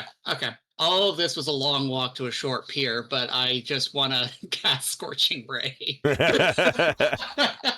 Yeah, that you can do that. Go ahead. Are you doing it at level 2? Yeah, just at level 2, and I think I'm just gonna concentrate them all on the same guy just to get them off of our backs. All right, yeah. Send me your 3 attacks. Oh, that sucks. Oh, it does. As you line up, he notices you out of the side of it, out of the corner of his eye, and he kind of turns towards you as you release these 3 blasts. Because it's because it takes so long to get there. He just kind of like definitely dodges each one of them. Well, I'm good. I could still. Well, no, I can't shoot. That's a bonus action. Never mind. I can't do anything. Wait, no, that's a reaction. Never mind. I can. I am actually going to do a chrono shift. Okay. Yeah, that's a reaction. I'm pretty sure. Certain limited control over flow of time as a reaction. You are a creature you see within 30 feet of you makes an attack ability shot. You can force a creature to re-roll. After you see whether this roll succeeds or fails, target must use the result of the second roll. Okay. So yeah, let's see it then. I'm gonna use it on myself. I can only do it once. Oh, that's a hit. That's a hit. As he's about to dodge, I kind of like nudge the spell over a little bit, and he's able to like it just goes right into him for 7 fire damage. Yeah, he dodges the first 2, and then as he gets in a position where he doesn't think he's going to have to dodge a third one, and he smiles at you. Suddenly it just curves and slaps him right in the shoulder, kind of spinning him halfway around. All right, and I'm going to just take a couple steps here and end my turn. Okay. And this one is going to attack Dal. He looks up at you. You think because you're bigger, you scare me? Bigger they are, the harder they fall, as he swings his greatsword.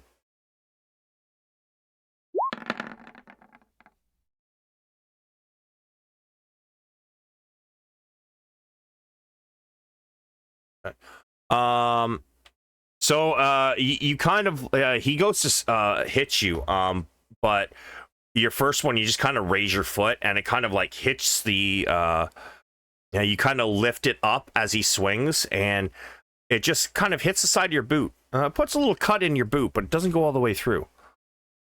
However, the second one is a hit. As he writes it, he comes back across the backside of your calf as he moves to the side. Albus, you can get a 1d4, sir. Oh, Albus, did you ever do a concentration check for when you took that that last bit of damage? I don't recall. I think he did. We both did. The Shotka was you, so you took 12 damage, and no, I do not see a con save from you, sir. So I need a con save to see if you even got your entangle anymore. Oh, for sure. And because I have Warcaster, that's an advantage, right? Yes, it is.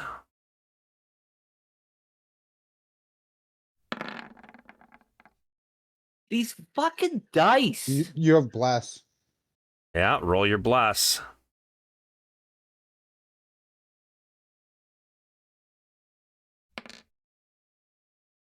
Damn. Oh fuck. Suddenly, the growth of entanglement kind of sucks back down into the ground. The GIF, after missing his first attack, sidesteps a little further and drives it into your calf, Cal. You take 17 slashing damage before resistance.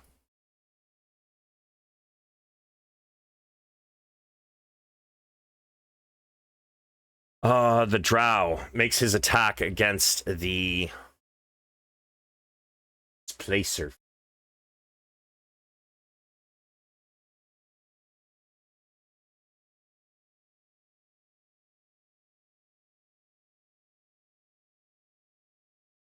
Actually, I think he's gonna try and be smarter than that.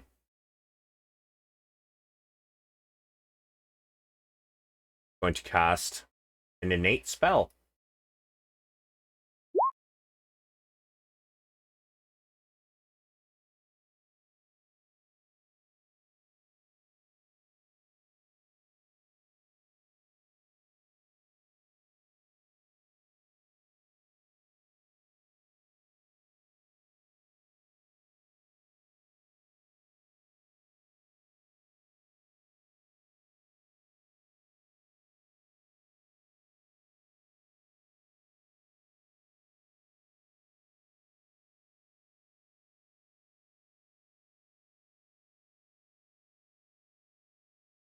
Suddenly, you guys see a globe of darkness to the south suddenly appear.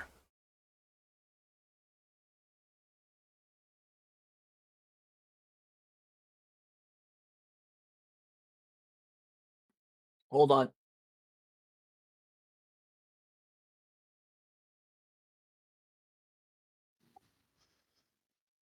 Or what? I'm going to see if my counter spell can reach it. Yeah, you've only used one spell, haven't you? That is Just. correct. That could.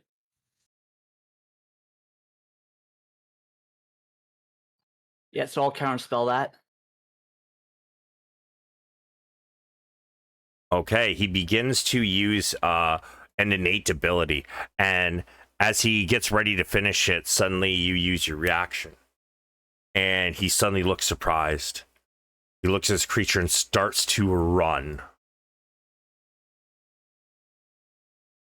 5. Got to shit his pants. 30. The Displacer Beast is going to make an attack of opportunity.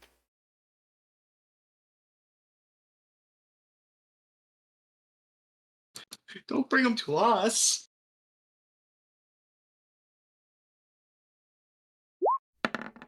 Actually, he's going to bite at him. And that is... Oh, he misses. As he, the creature tries to bite him as it turns to the drow turns to run away. He just snaps there, only centimeters from the back of his head. The drow bursts into a run. So that's 30. He's going to use... No, he can't dash because he tried to use a spell. Okay. The gladiator is dead. The other gladiator, seeing Cal begin to weaken and his drow companion getting close. Quick! Bring down the big one! Going to step over to the side.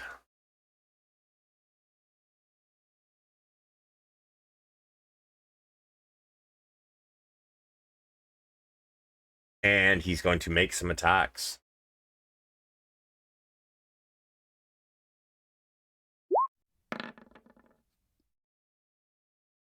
Miss. What is your AC?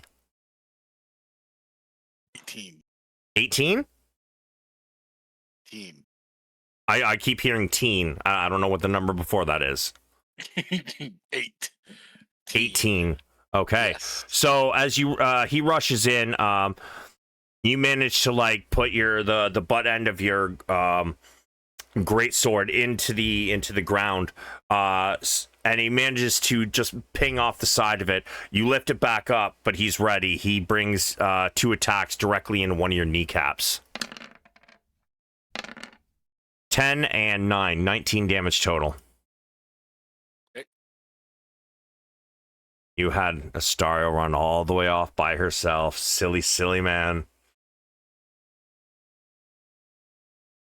Displacer Beast, however, not done with this creature.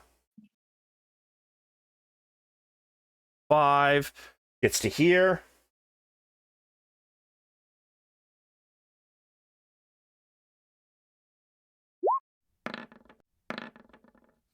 Are you serious? A 9. Terrible. A 13. That is a miss. The bite, however, this time the bite hits. The drow turns to see this creature running at it. He bats away he kind of like blocks the 2 tentacle attacks. However, that leaves the rest of his torso exposed, and the creature bites into him. Holy shit. Yeah. 34 target dex scores reduced by that much. Okay. Let's roll a d4 to find out how much.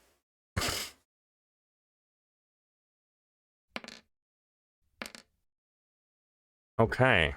Wow. That block real quick.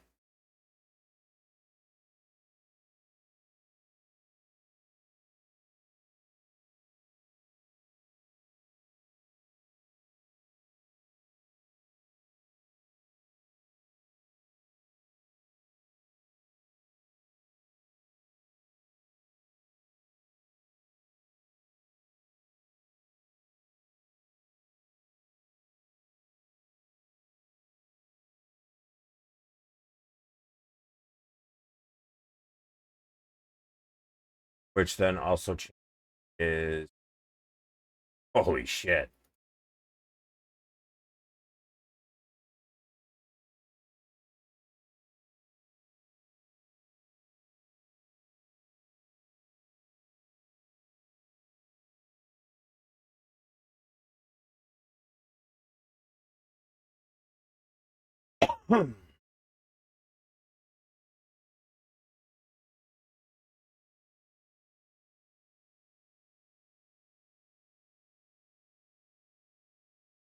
Wow, that really changed his stat block.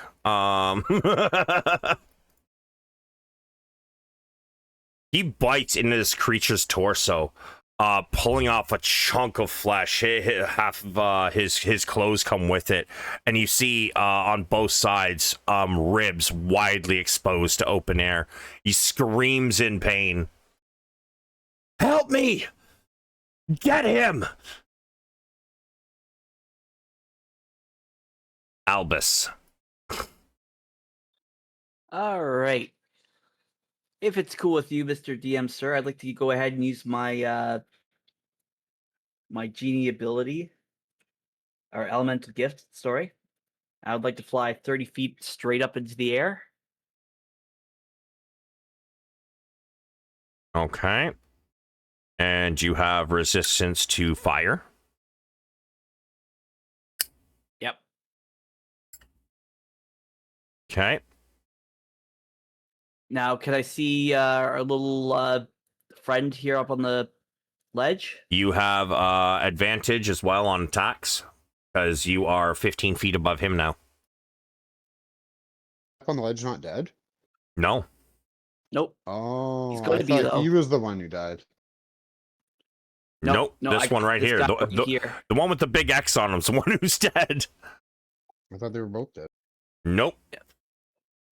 Give me a minute, Shuck. Give me a minute. I'm working on it. All right, so I'm going to try to pull him off the edge using, of course, uh, sorry, I'm having a bit of a brain fart here. Yeah, Grasp of Fadar with my Eldritch Blasts. Okay. And I should still have 4 attacks. I'll just blast you, move that creature in a straight line towards you. Okay. So That is should a have been an miss. advantage. It is at advantage. Oh, you're right. My bad. Okay, so 16's a miss. Ouch. Okay. Yep. Second attack. Yep. That one's a hit. All right, I'll roll damage for it.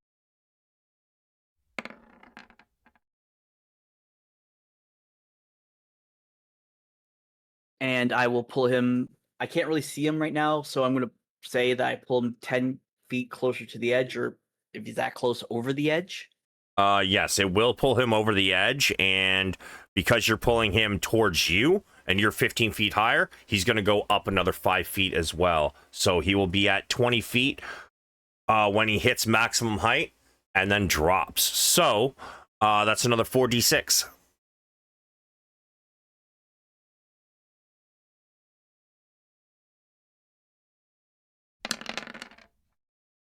Okay. So as you slam him, the first one hits the ground, but as he looks up to see where the other one is coming from, or where these attacks are coming from, you hit him, and suddenly he gets yanked off his feet, an extra 5 feet into the air, and another and 10 feet right next to the edge. He immediately begins to fall, losing his balance, slamming on just the little outcropping of the rock at the bottom. You hear a crack as more exoskeleton breaks away, and little green fluid is splattering the rock. He is still alive. All right. Yeah, we're gonna. Yeah, so next round of Eldritch Blasts. Without the Genie's Wrath, of course. That is a hit.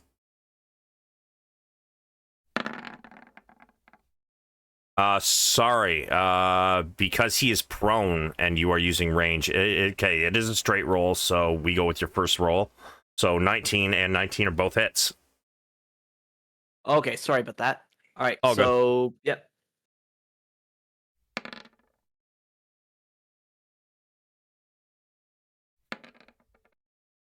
Okay, so that Min and is max. 8, 9, 19. You slam it 2 more times. It's the exoskeleton on the chest is just cracking with each one of these hits, spurting little bits of green fluid into the air around it.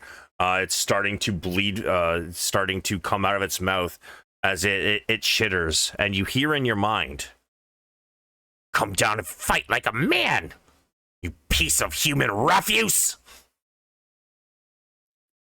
One more question, Blair. I'm not going to count it this round because I didn't declare it, but if I used Repelling Blast, what would that do to him? In this case, nothing. He's on the ground. He's already against the rock. It's not going to do anything. There's got to be, yeah. There's got to be a little bit of room in between him and whatever he would be being pushed into. All right, and action. I will look at him and say, "I know you are, but what am I?" Sweet Jesus.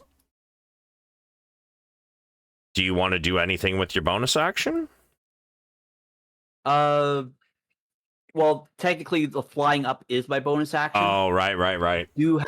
I do have movement, so I am going to use my full movement to kind of get away from him. Uh-huh.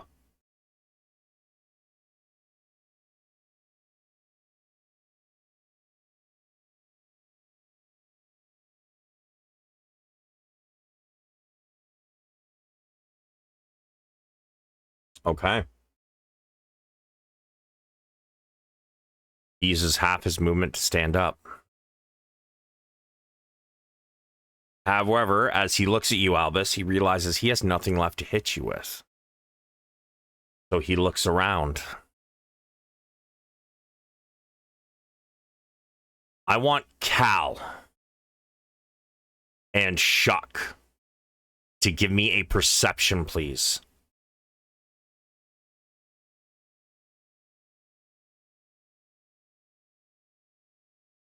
You guys don't notice. That's because his big ass is in my fucking way. No, it's happening to your side. Well, actually, no, I guess it would be happening because what your perception was the reaction to something. But suddenly, this creature, he has more than 0 movement, so he's going to use his bonus action.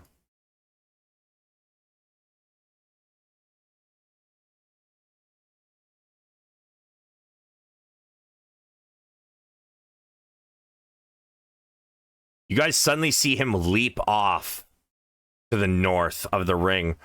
The crowd goes wild as they realize the healer is off on her own. The 8'9" Kreen charges, leaps towards her for landing in the sand, using a little bit more movement to get near her.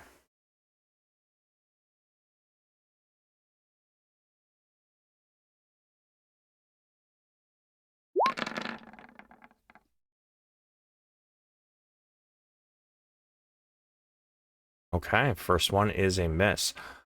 She turns in time to see it coming, and she kind of like ducks the first blade blow. However, it swings it back around and with both hands brings it down at her.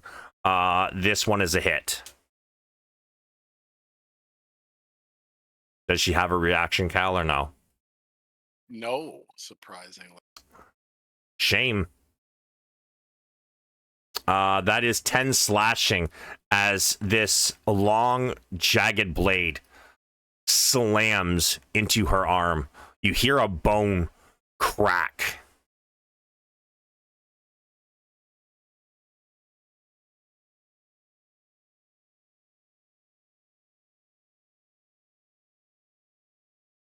Cal, you're up.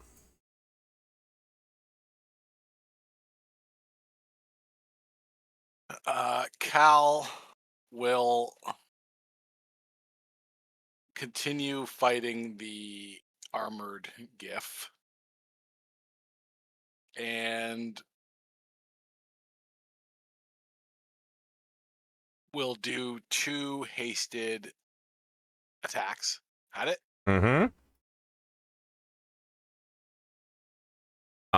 Hit and barely a hit.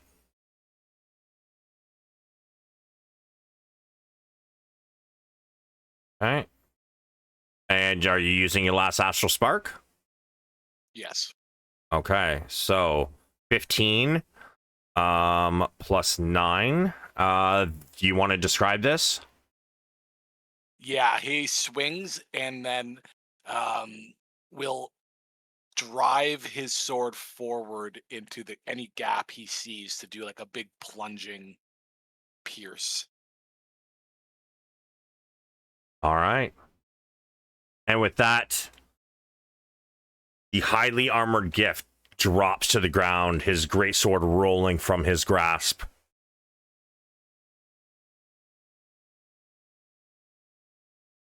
And this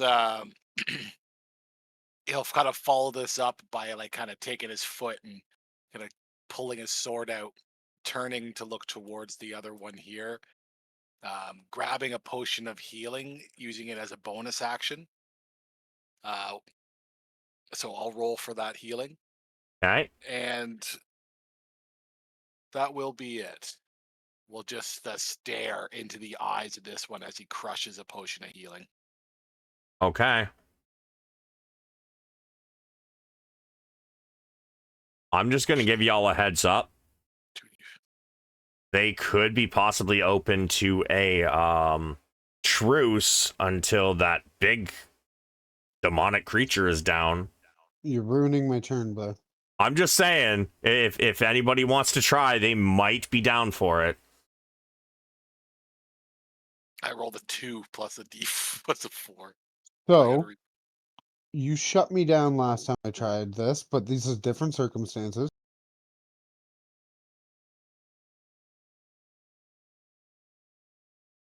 So, my rumor spell, 100-foot radius. It will spread in like to any person that is around 3 other people.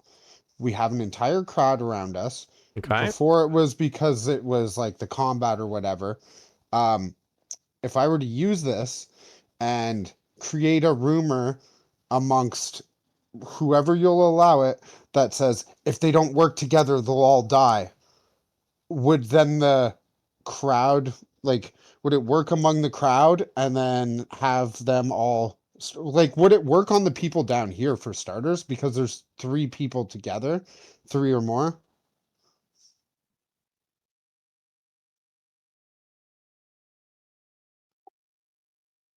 It's a 100-foot radius.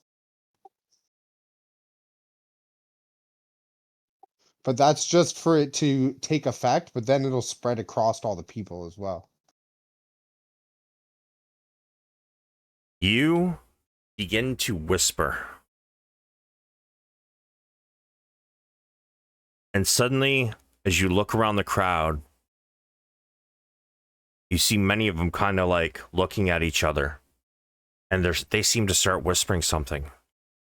Suddenly, from the center of the crowd, you hear, "Truce! Truce! Kill the demon! Truce! Truce! Kill the demon!" So then I will look at between them and yell, "How about it, guys? Let's kill this thing first, and then we can kill each other after, or we're all gonna die." Give me a persuasion at advantage. Would my bless affect that? No, guidance affects skill checks. Bless is only on attacks and saving throws.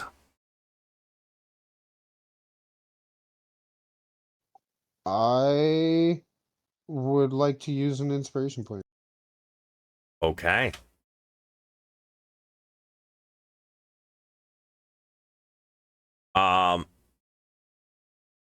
You hear the drow shout to the last gladiator near Cal.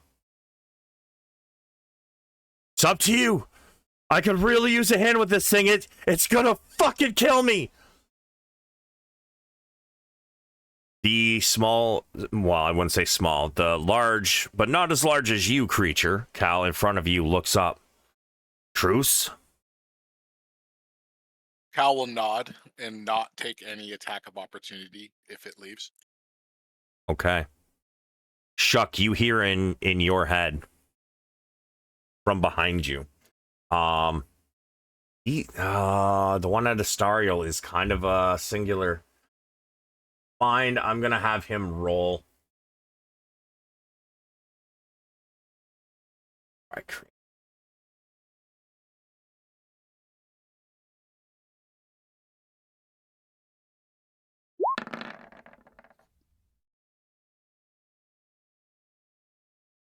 He rolled a nat 1.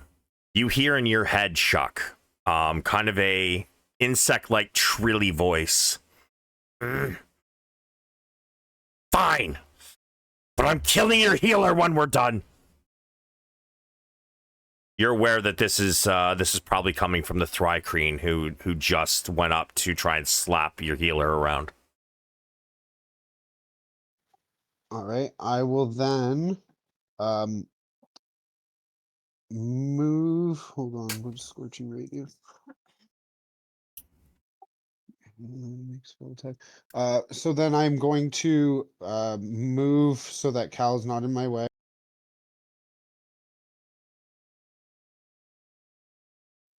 And cast Scorching Ray is the one that shoots the 3 beams, right? 3 beams Yes. of fire, yeah. So, and I would get my bless for that. Mm-hmm. So Indeed. at the big creature, I will shoot my 3 Scorching Rays. I don't know.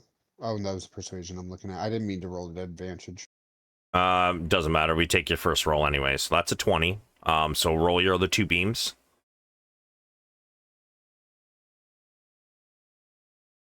Okay. Oh, fucking K. Roll them all. They all hit.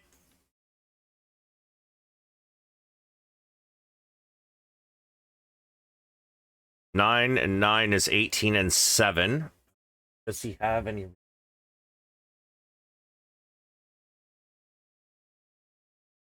Oh, that's a shame. 9 and 9 is 18, 25. So he takes. Yeah, as you slam this creature with 3 blasts, it looks like it's getting ready to take another attack at the drow. However, as it does, it gets slammed with 3 beams of fire. Roll me a perception.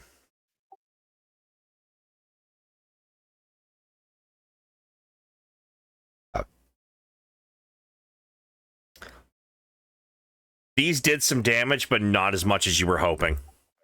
So then, with my bonus action, my last charge of my pentacle, I will cast a bait on him.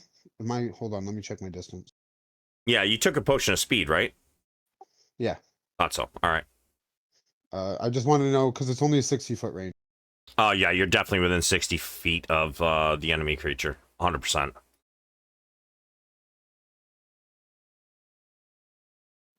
All right, so oh no, sorry, that's the wrong one. It's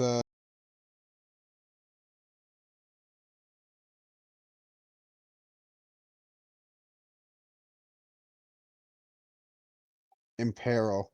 Um so on a failed constitution, I can strip him of his fire resistance. As an action. Oh, are you using your Pentacle of Woe, your last Yeah, charge? it's my last charge. Okay. Make con saving throw. Any one type of damage. Okay. That is a fail. So now he's stripped of his resistance to fire until my next turn. Till the end of your next turn. Yeah, and then I can cackle it on my next turn to make it last. Okay. Istariel. Stariel will gonna keep her composure with the Thryke Creed right in front of her, and will just chuckle, and is a little too far away to cast what she wants, so she's gonna kind of like joyfully and playfully walk away and hope she doesn't get attacked.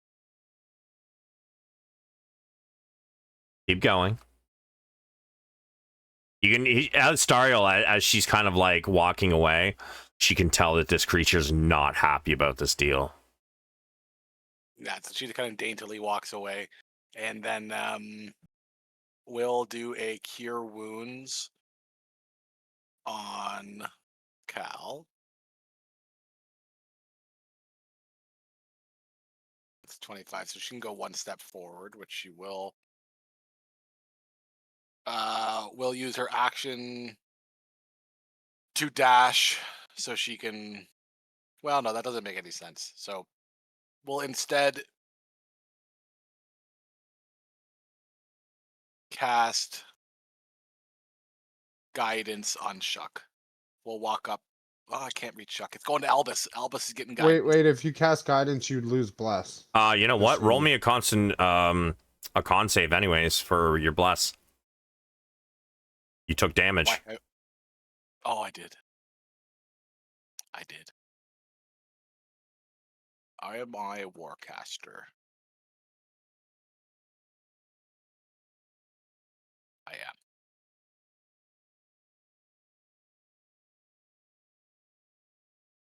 Oh yeah. So cure wounds on the big boy.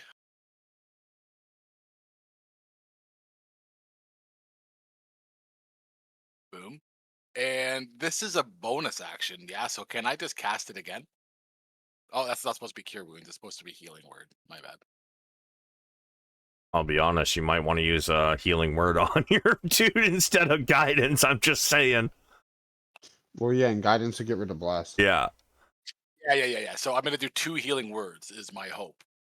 One on myself, one on Cal. Albus looks really bad. Just a heads up. Albus looks bad? Albus is fucked up, dude. What happened to Albus? Oh, he got smacked a few times. What do you mean what happened to Albus? Okay, I will do a Healing Word on Okay, Albus. And Healing Word, Cal, Cure Wounds, Albus, Final Word. Yeah. All right. Just remember, as the healer, it does not take an action to say, hey, who looks hurt right now? That's kind of what I was hinting at earlier. Ariel's too busy looking pretty, okay? What can I do? So I guess it's a Cure Wounds touch on Albus as I walk by and a Healing Word on Cal. No, Albus is 30 feet in the air. Oh, fuck, that's right. He is. Yeah, don't worry about me. I got my backup character ready. I came into this battle just like I said. Like Please don't. I have your character arc planned, bro. every game I've ever run, as soon as I plan somebody's character arc, they're like, "Hey, man, it's cool. I got a backup. Let me fucking die." As they fly 30 feet up into the air. Oh my god. Okay, can Astariel touch themselves for Cure Wounds? Yeah. Do it. Okay, so do it. Just I'll be Please, fine. DM, may I touch myself? Pretty much. So hand on chest, walking forward, Cure Wound self, and Healing Word Cal. All right. Yeah. That works. And I'm taking away my spell slots. Anything else, Astariel? That's it. Giant Badger. The giant badger would, I guess, resurface, and that's what it can do. All right. Would it know we had a truce? I'm gonna say no, but like you're supposed to give it its commands, right? If it doesn't have commands, it acts on its original command. Its original command was to protect me. Well, if its original command was to protect you, I would think it'd go towards you. But knowing that those things have attacked me, would it then act on that? It's fine. I'll just have it unburrow and stay there so it doesn't ruin the truce. All right, fair enough. Dex.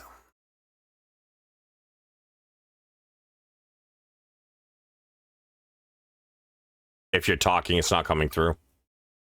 Oh, my bad. Sorry, I forgot to hit my axe. So I moved over there just to keep an eye on this guy. And I am going to cast Tasha's Mind Whip on him. He needs to make a intelligence saving throw. I'm just doing this at the second level.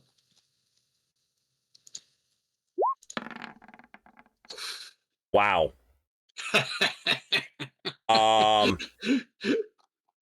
Yeah, roll it out.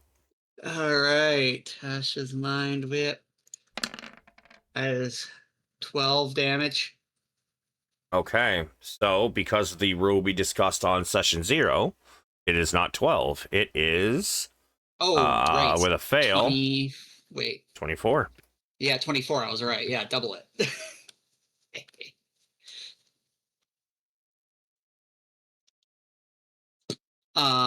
No, sorry. It takes full damage, or it takes the damage plus half. So it's 18. 18, yes.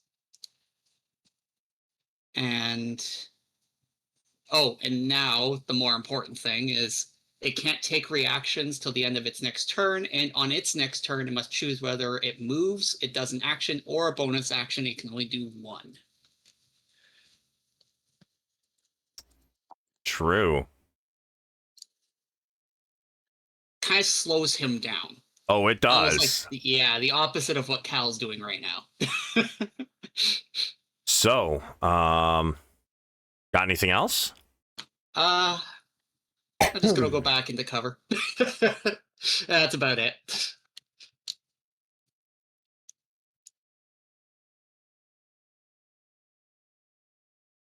All right. The drow, seeing it suddenly kind of become, it's kind of like closes its eyes and shaking its head, trying to like get rid of something, and a little blood flies from its nose.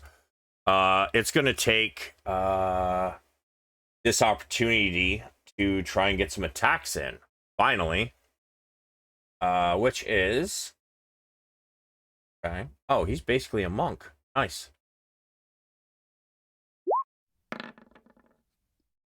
All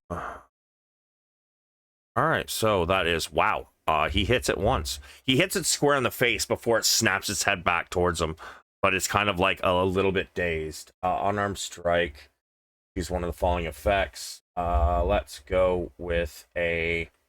Oh Fire. no. It needs to make a con save.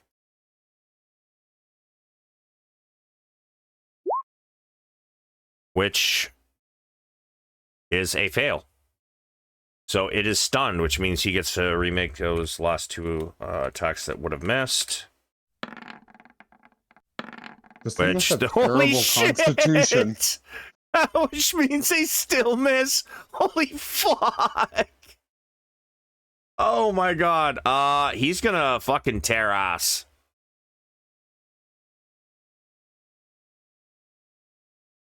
Pretty. He's gonna use a bonus action.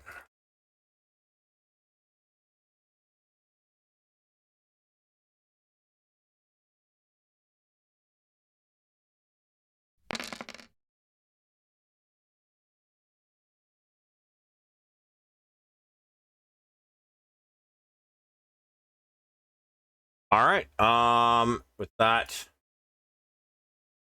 the other gladiator. The gladiator looks at Cal and this badger that unburrows next to him. As he looks at the badger, it looks up and kind of like hisses at him, but doesn't attack. So he slowly starts to move and he comes up around the backside of the beast.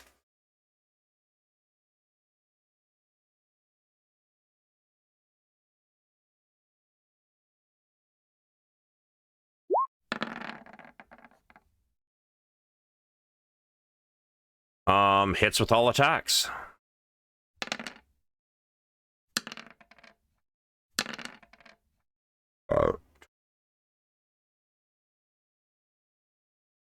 Creature roars and spins on him as the spear plunges into him 3 times in rapid succession. The gladiator holds up his shield, places his spear on top of it, getting ready for when the creature attacks again. The creature as it spins on him, it immediately starts making attacks. Didn't you say it couldn't make its next action? Oh, it makes 1 attack, doesn't it? No, yeah, just the wait. No, it could take an action, so that'll be if it's 1 action to take 3 attacks, and he can still do 3 attacks. Unfortunately. Okay. Yeah. Whoops. Yeah, he can either move, do an action, or a bonus action. He is doing his action. And a That's bite. fine. We want that guy dead anyway. Yeah, I'm not terribly concerned about this.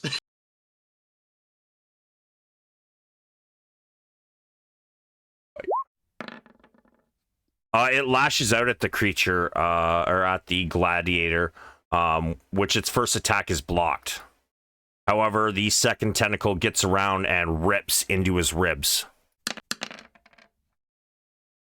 You see the mark where the barbs rip the flesh on his ribs start to turn black. It then bites. As he kind of flinches, it reaches around with its teeth and rips into his spear arm.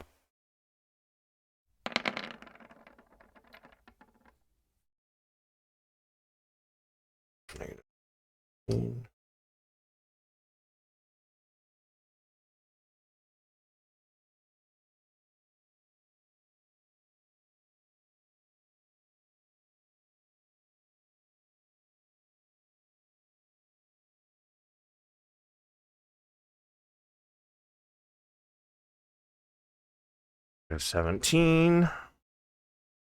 Okay. What's his dexterity? Does he have anything that requires dex?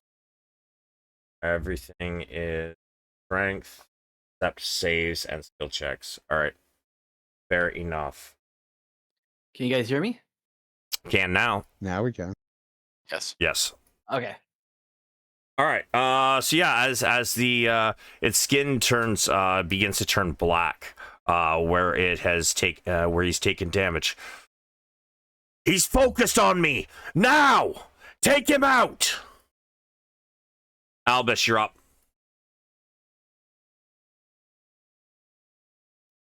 I should just be like, I passed. No. I will use one full action to drink a superior healing potion. Okay.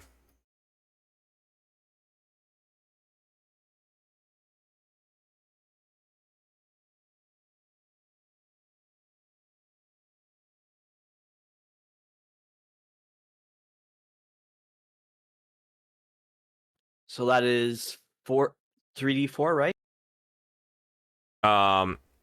Sorry. Well, which type healing potion was it? Superior potion of healing. That is 8d4 plus 8.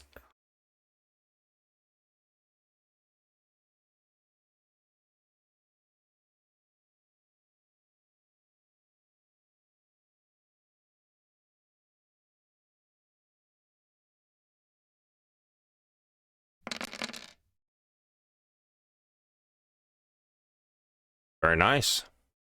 You feel all of your wounds begin to seal back up, but your clothes are still stained with blood.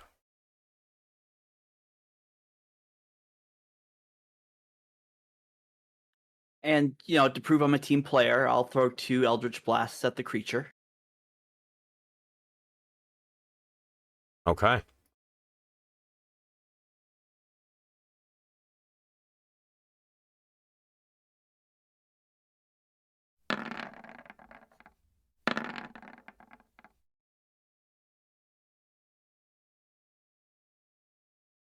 Oh, and both will have Repelling Blast.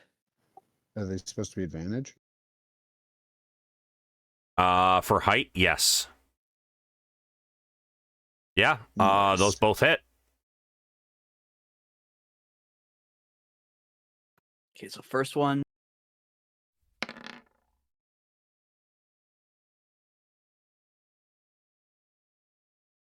Sweet. Second one.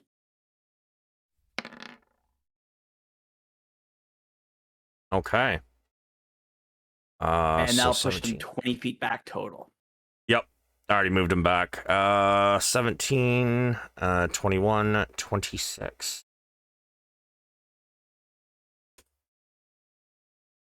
Okay.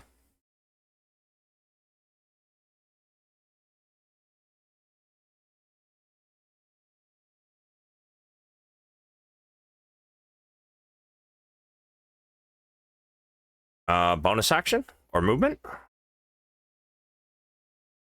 I'm good where I am.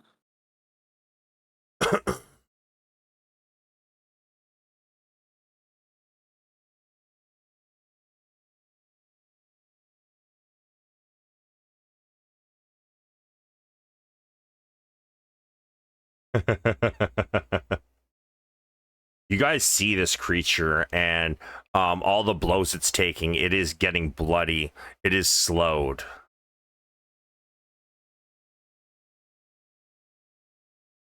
Astariel hears something in her head.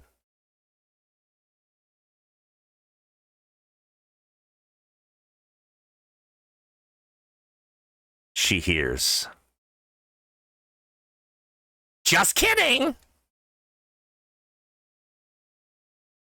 Creature rushes her. She spins as it begins to make its attacks. First one is a miss. Second one is a hit. How rude. Sorry, Silvery Bar's that one. I hate this guy. Yeah, you do. The first one, she kind of just like matrixes just barely. The second one looks like it's about to hit. Suddenly, the sword seems to angle off to the one side and slams into the ground. No, you're mine. She hears again. Dex is like up at the rock, almost like a gunslinger, just like never took an eye off you. The gladiator to the south notices this happening and shouts, "He's fair game, dishonorable scum!" And Cal, you turn to see what's happening as this creature's sword slams into the ground next to Astariel.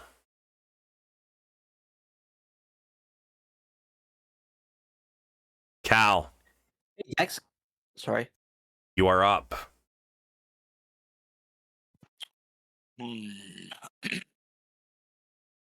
Cal turns and seeing this. Oh yeah, he can get up there. And he kind of lumbers up there, taking steps, grabbing onto his sword as he walks, kind of getting ready for a baseball bat swing. And he swings 2 swings at this guy. This is round 4 for haste. Yes, you should still be good. I've never been hit, so. Yeah. Yeah. Mm-hmm.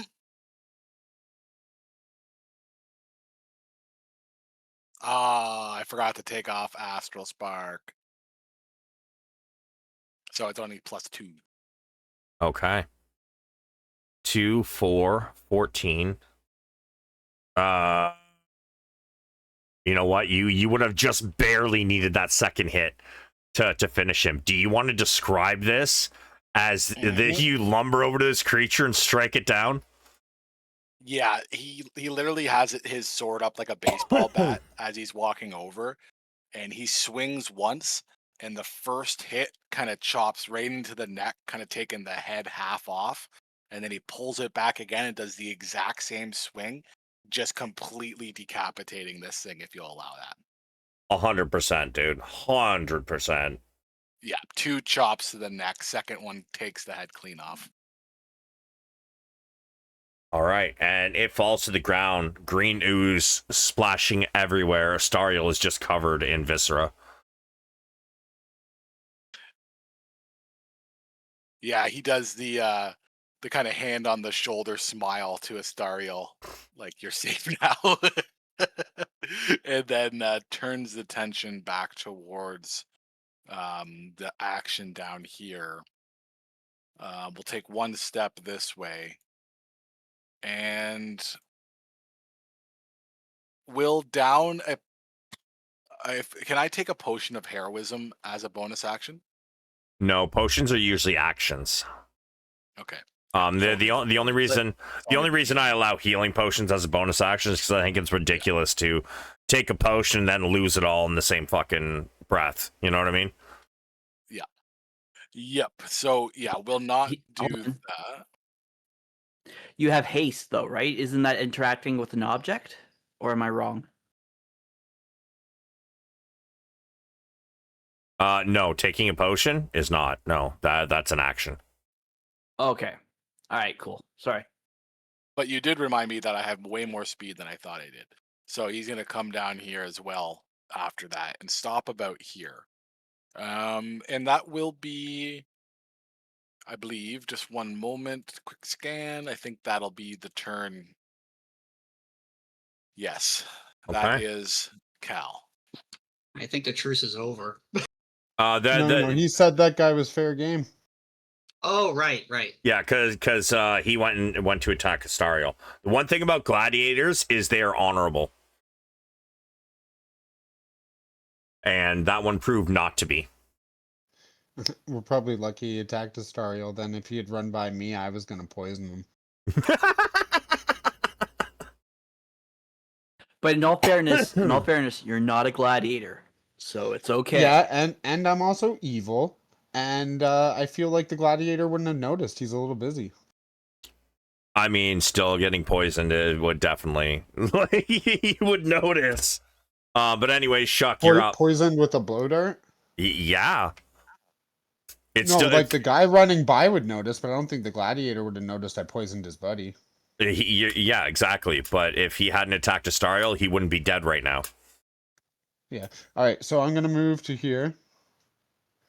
I am then going, now that I'm within 60 feet, I'm going to cackle. Okay. And for my next attack, my insidious spell, because I have not attacked him since I put my hex on him. So he has disadvantage on the first saving throw from a spell attack from me against him. Okay. I'm going to cast Fireball. Okay.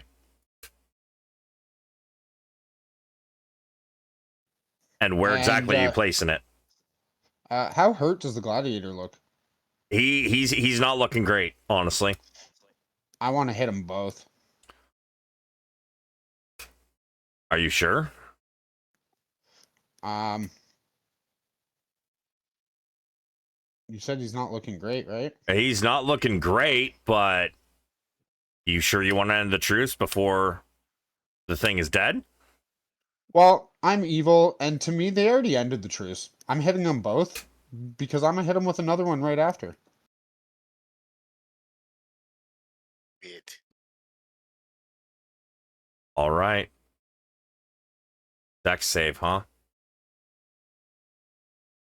At disadvantage for the beast.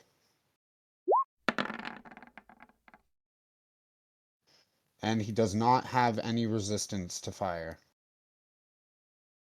Unless he was immune, then he would have resistance.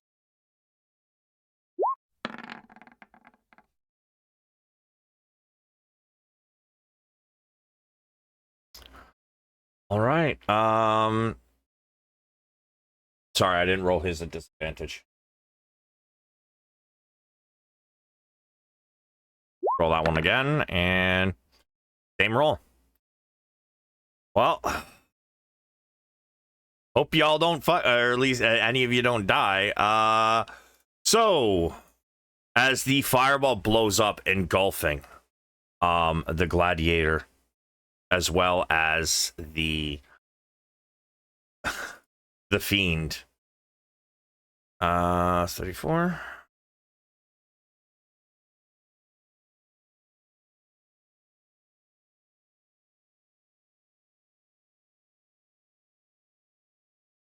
As it, oh, sorry. Oh no, he didn't have advantage. So yeah, that is, damn.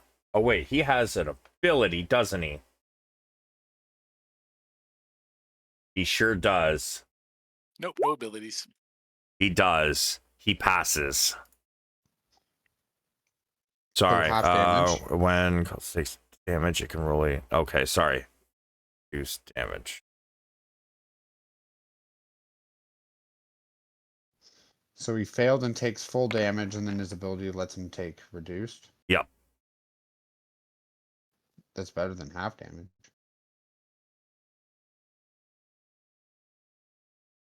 Okay. Wow. I didn't see this coming. I did not see this coming. Yeah.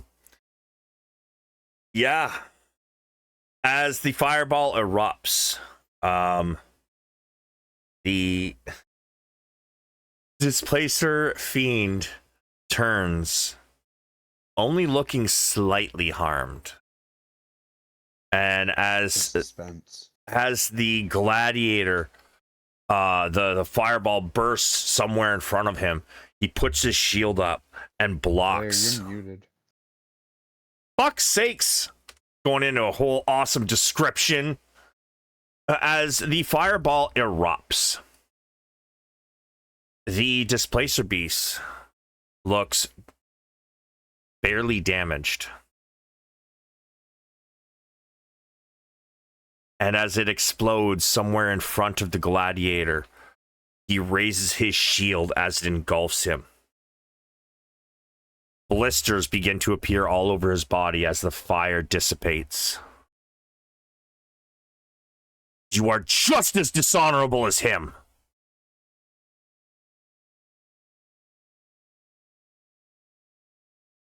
Anything else, Shuck? Yep. So my witch level is 6. So when he dies, I gain 10 temporary hit point. Nobody died. Oh, he didn't die? No. Well, I shoot them with another fireball. Okay.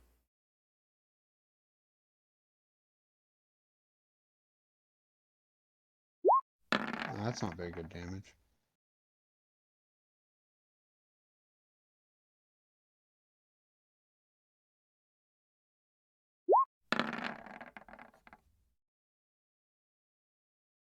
As he shouts at you, Shuck, another one erupts. This time, he doesn't have time to get his shield up in front of him. It engulfs him. He falls to the ground, dead. As he falls, he hits the ground, and he looks at you, trying to raise his hand. Coward! And his hand falls to the ground.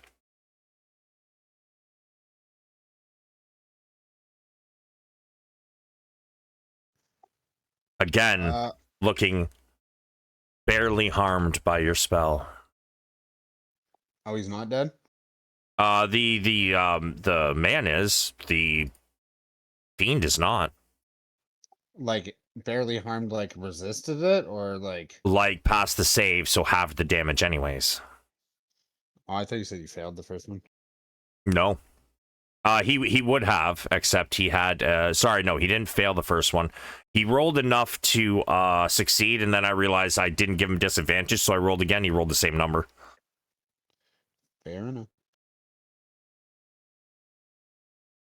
Anything else, Shuck? I'm Backstabber? gonna move behind Cal a little bit. I bet.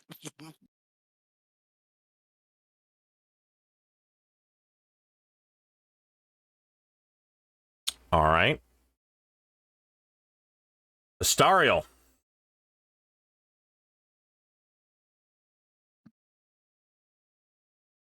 Oh yeah, that's me.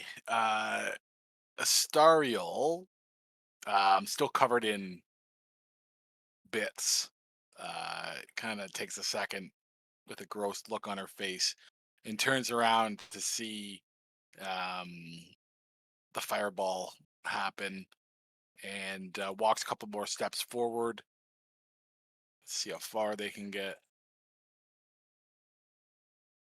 15, 20, 25, 30.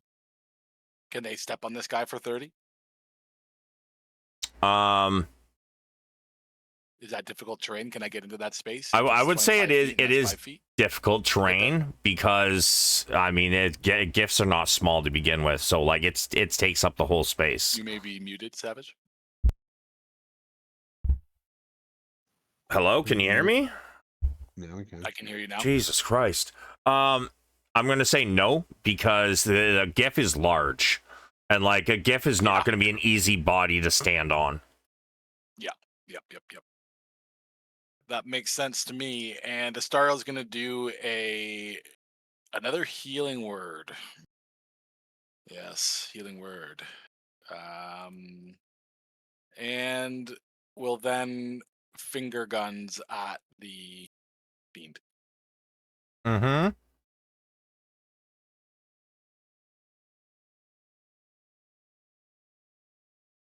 Healing word, level 1, and a finger guns cantrip. Oh, no advantage. It's a hit. 17.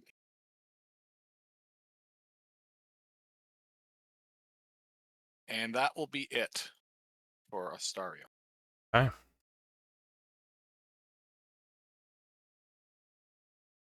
Badger. Would the creature in front of it make it rough terrain? Yeah, but I mean, it's no different than if you like step to the side around him. Be the same amount. Like, would I be able to move to that square 30 feet from me? Like, here? Or you could just land here and be the same, I think. Well, whichever I'm able to do because I'm within range to attack.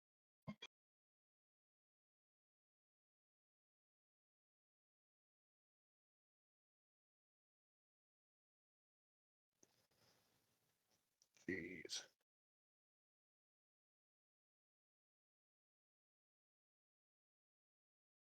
The claws hit, so yeah. It has no more movement. It gives me a nod knowing that it's given its last breath in protecting us.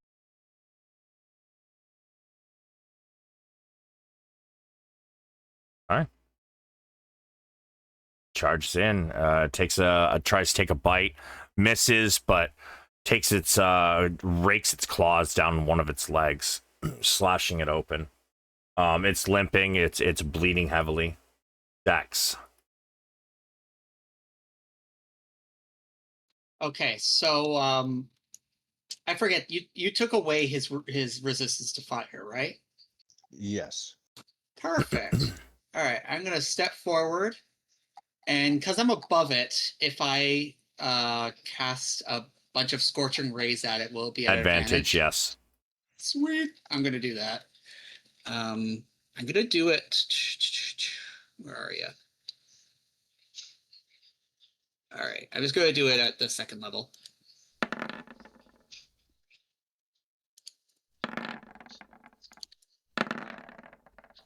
Okay. Hit, miss, hit. Okay, I'll take it. So that's 19 damage total. You want to describe it? Oh, so basically at yeah. this entire fight, Dex has kind of been like ducking into cover and coming out and just like casting a spell and ducking back under. But as she comes out this time, she kind of sees the weak point of it and realizing that it's like on its last leg, she just kind of takes aim and 3 quick blasts right in between the eyes to just quickly put it out of its misery. All right, and with that, it falls to the ground dead. My badger looks shocked it didn't get murdered. Dex winks at the badger like, yeah, you're alive. It gives you a somersault. Badgers love somersaults. She loves it. All right, is that it for you? Yeah. As far as I'm aware, this is all I can do. Okay.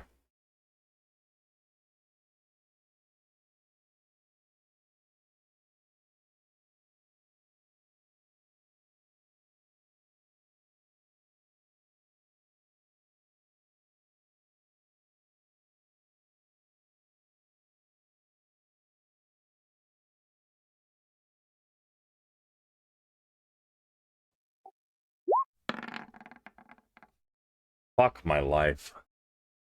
The badger We forgot there was turns. another guy.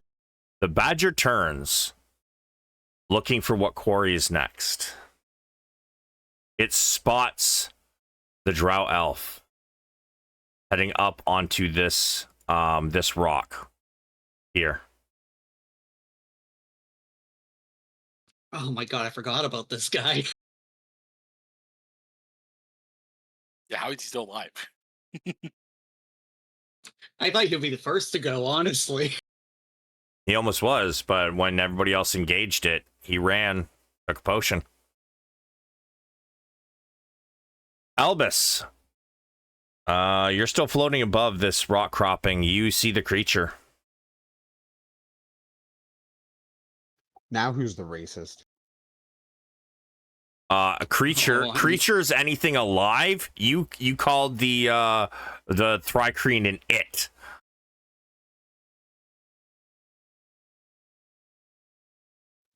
I'm not a creature. Albus, it is within 40 feet of you, sir. And you Alright. are above it. You can see it on this southwest outcropping, or sorry, rock formation. All right. Well, we'll do the same thing we did with Bug Boy, Bug Person. Sorry. We're going to use. I'm going to basically cast my Eldritch Blast and try to pull him off the cliff. Sorry, I ignored the silvery bars. I'm just cleaning things up. All right, make your attacks. That's a hit. Keep going. Roll your. Yeah. 26 is a hit. Should I roll the other two? Yeah, we'll do. We'll just throw them all at him. Roll me 4d6 first. And your damage from those two.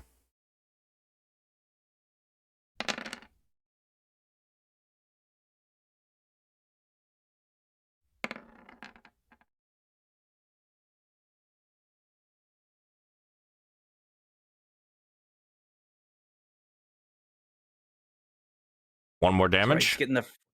Yep.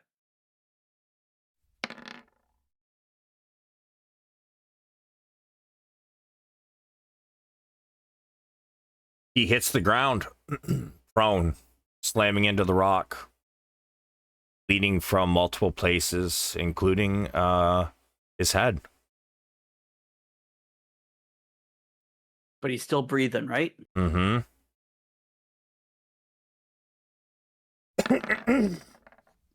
That's a hit. That's a hit. All right, let's just take off Genie's Wrath.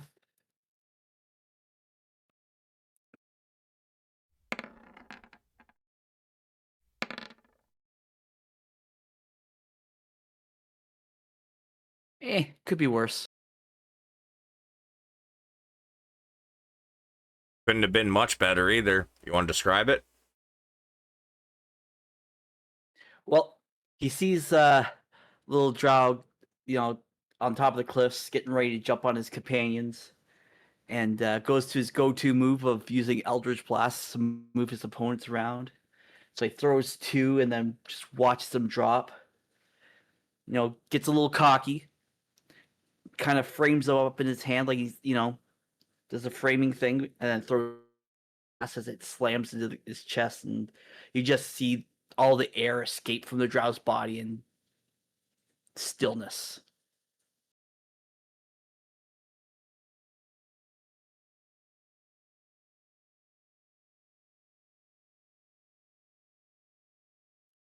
And that's my turn. As the last body falls to the ground,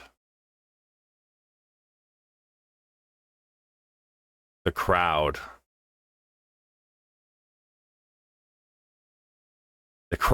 is split. You hear some cheers. However, you hear just as many boos.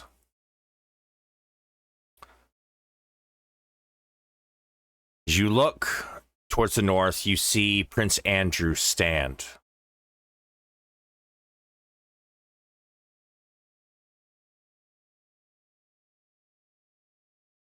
Though they acted dishonorably, as one of the others did from the other side, they have won, as he tries to calm the crowd. They will receive their prize money. They will hold the title of champions of the Arena of Frun. The crowd erupts. More boos and more cheers. And as Prince Andrew sits, you hear the announcer come up. And with that, the games have concluded.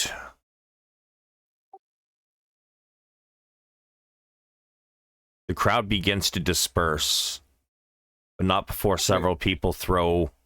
Wait. I would like to cast Rumor again. I still have enough spell slots. And say, no dishonor, truce broken by whoever they were. Just because that gladiator said they're fair game, that guy's fair game, their team broke the truce first.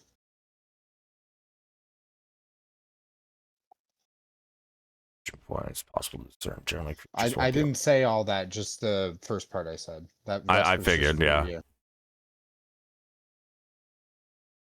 I mean, he did point at the Thrycreen. But just because he says that guy's fair game, their team broke the truce. So realistically, how do you trust their team at that point?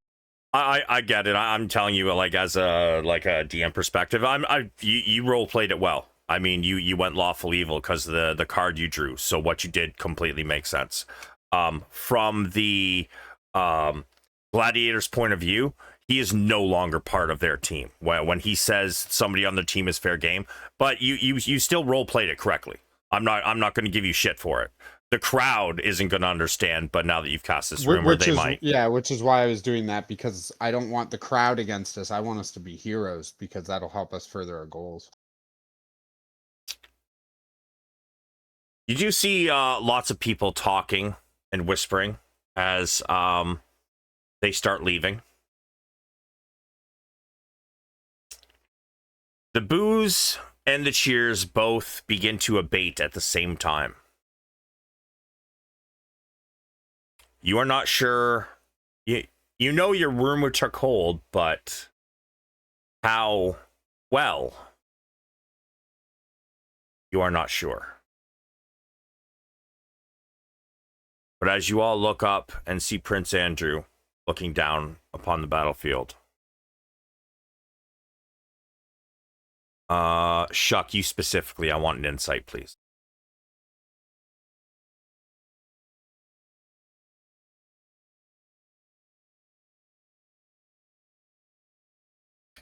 Would Bless still be on that? Oh no, Bless is... Yeah, is Bless part of that?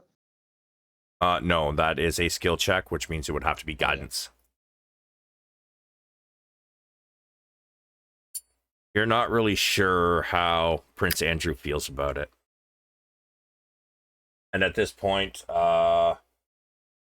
since we are at like 45 minutes from end time, we are going to take a break because I really need to go to the bathroom, but we're only going to make it 5 minutes tonight just because we are getting close to the end anyways. Yep. All right. We're out of Sounds turn good. order, Sounds good. right? Yes. Turn order's over, so go for break, and then we will be back in 5 minutes. Sounds good.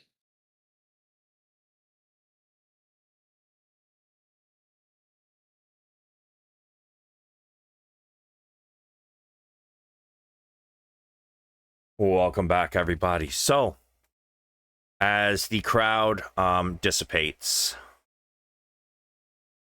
1 minute is not going to be enough for everybody to hear this rumor, but a good portion of those booing had stopped booing, and you can see the look on their faces. Prince Andrew, however, as he gets up and walks away,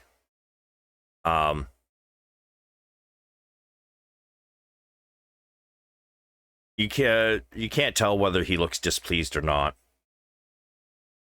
To be quite honest, I don't give a shit what he feels. Pay us. Yet. Focusing on the other rumors. The gate to the north opens.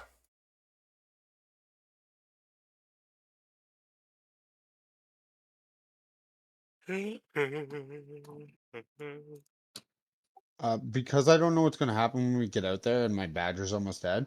I'm gonna pull something different out of my bag of tricks. Okay. And Cal's potion or haste will wear off, so he'll be lethargic for a minute. Yeah, Dex will actually jump down and just like, okay, you're gonna feel bad when time catches up to you for like 6 seconds, okay? Oh yeah, no, I'm coming down on the ground because I'm about to go through the same thing with my potion of speed. That's fucking hilarious. I gave up my giant badger for a badger. Because my badger was so injured, he then devolved into a badger. So, as you guys head towards the northern gate, Chuck, you notice even though Andrew has already left, she's staring at you. Your daughter. Where is she staring from? She was standing right next to Prince Andrew. That's where she was when everything started. She's still there. She waits until she catches your eye. She shakes her head and she follows Prince Andrew.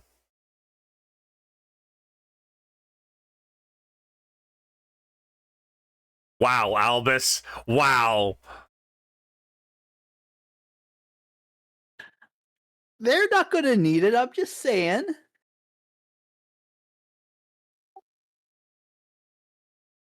As you guys head... Wait. As she's leaving, I'm just trying to check the distance. Oh, it's anywhere as long as they're on the same plane. I want to use cryptogram.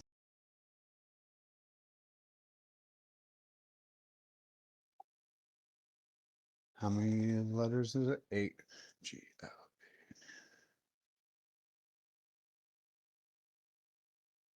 So it will say GLAD, the number 2, the letter C, and the letter U.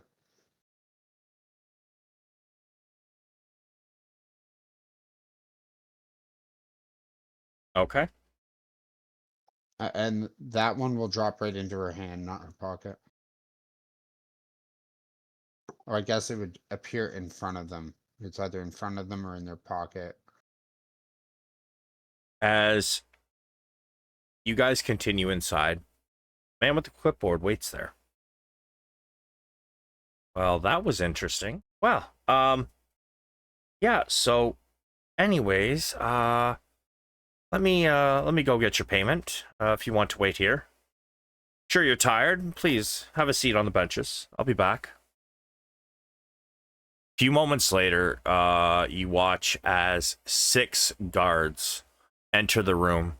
And you hear, "Please separate." As they separate, Prince Andrew walks in. Only about 2 seconds afterwards, Tyrande walks in. As he approaches, well, I'd like to say I'm surprised, but you're running with this one here, as he kind of signals at, kind of points to Squatch. Not surprised. You don't have any honor.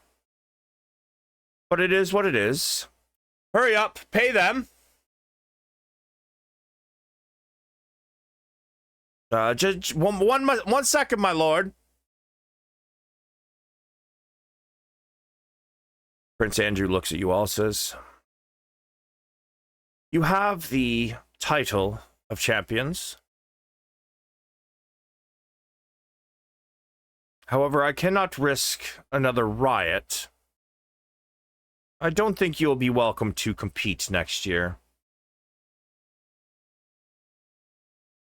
'Tis a shame, really. You had such promise.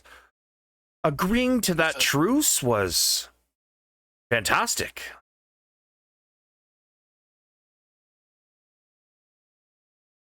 Well, good thing we're not looking to compete next year. Let's get the cash. I'm gonna look at. Does that mean we're retiring undefeated? That it does. The guards and Prince Andrew walk away. Tyrande stands before you. She pulls something out of her pocket as she looks directly at you. She's got a gun! Wow, Shuck. As she pulls this item out of her pocket, she doesn't even look at it. Holds it out in front of her, and she drops it to the ground. She turns around and walks away.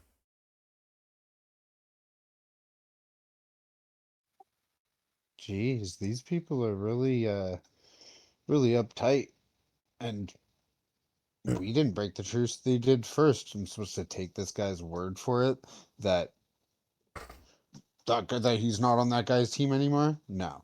We're winning this shit. We almost died last time. I ain't letting Albus over there die again. If it's them or us, it's always us. Honor be damned.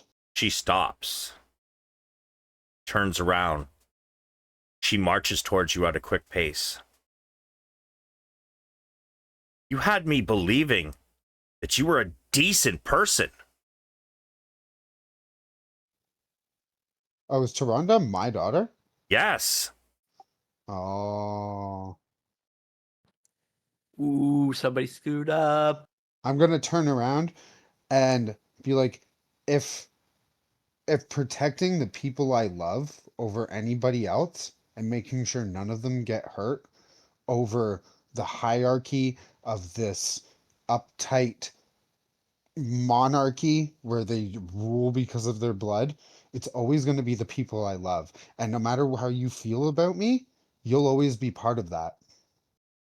If you think that's how Prince Andrew came to power, you know fucking nothing.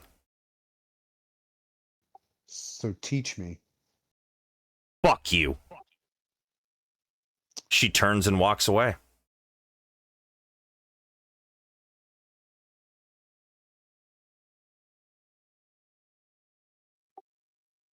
I turn around to them and be like, well, that could have gotten better. Yeah, it could have. You Indeed. did send that fireball out pretty quick there, Shuck. But we were in the heat there. And Cal won't even they admit. attacked us. They saw their opportunity and took it to try and take us down. He would have done the same thing the second that beast was dead. And to be fair, I really felt that with the two fireballs, I would have got them both at the same time, and then it wouldn't have even mattered.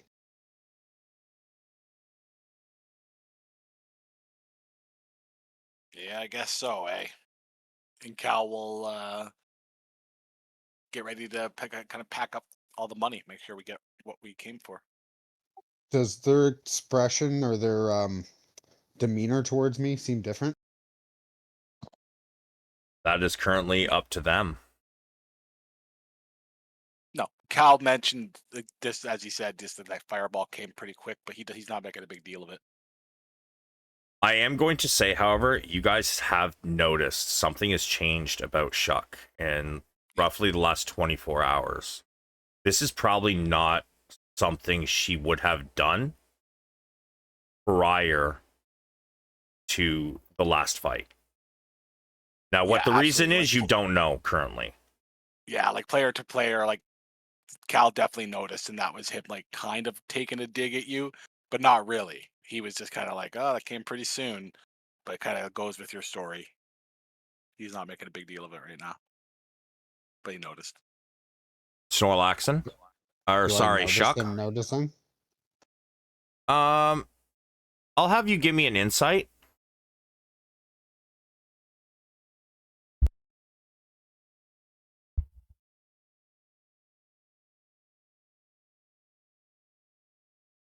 Sorry, couldn't find it.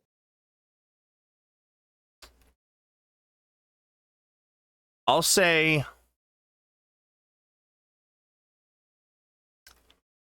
the 14. You know what? I'm going to give you advantage just because you have known them for a few years now. And I forget, do I know what's wrong with me? You don't know. You know you feel different, and you know your mind is working differently, but you don't know why. I'm gonna say you definitely notice Cal. He was pretty obvious. As for the rest, nobody else has said anything else about it, so you probably don't notice that they have noticed. I would like you to keep track of something in your bio section, please. One of 5.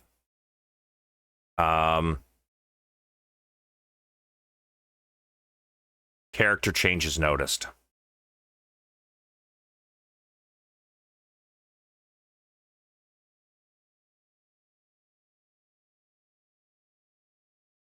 At this point, the man with the clipboard comes back. He carries a chest, and two rather burly people carry a few items as well. The chest contains 15,000 gold. Nice. He says, Prince Andrew has asked me to deliver this. As you see, it is a little bit extra. He would like you gone in 2 days.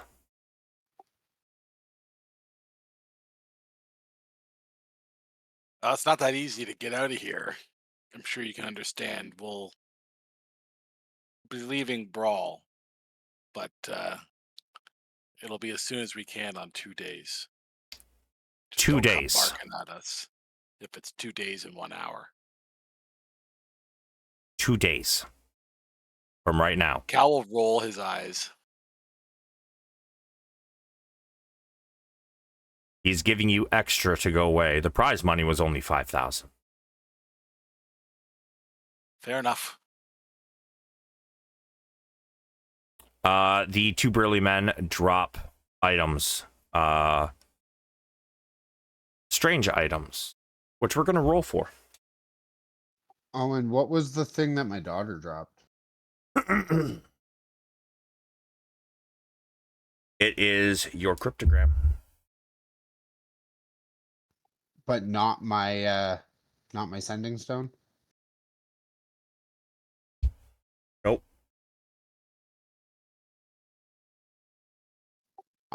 Did we ever go see if she picked up the sending stone? You have not. Fair enough.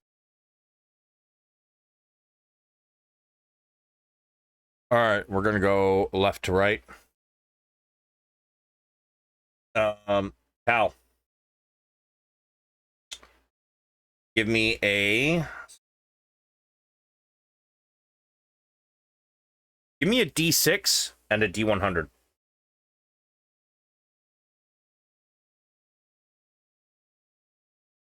Okay, so 9 and 22.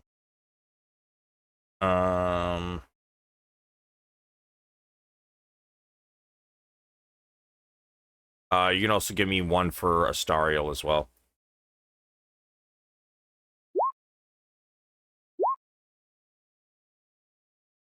No.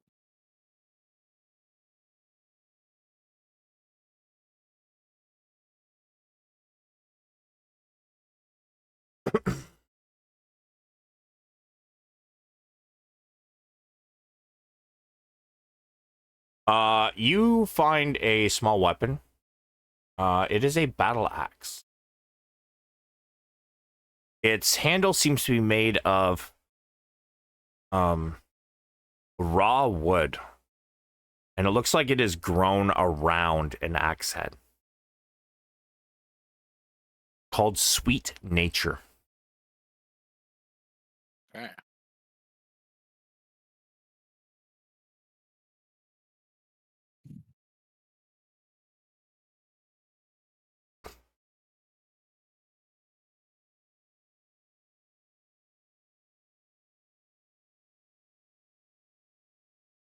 Astariel picks up an item from the ground. Seems to be a large whip.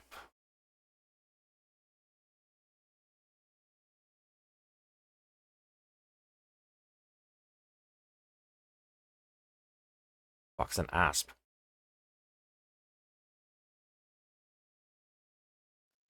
It's a type of snake. She got a whip?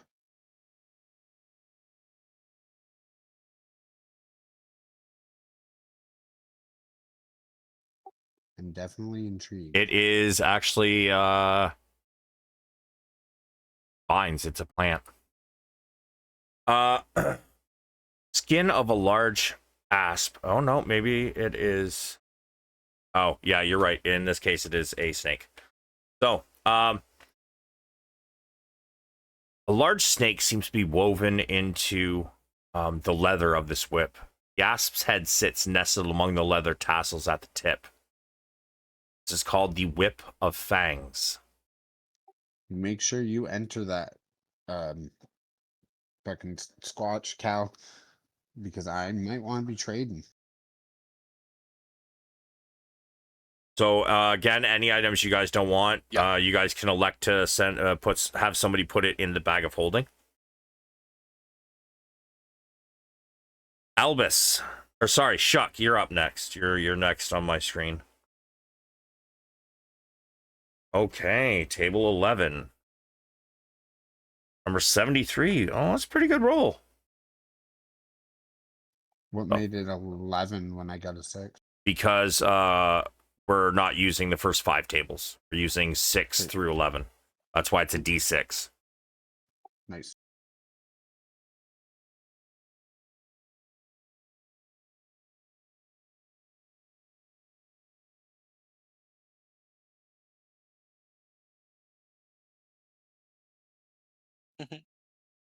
Sweet nature's cool. Okay. Shuck, you pick up a strange rod. It seems to be made of foamy bubbles. However, completely solid to the touch. You examine this thing, it catches the light flickering from the torches down here. Almost giving this thing a luminescent glow. Color changing as you turn it. This is the Rod of Bubbles.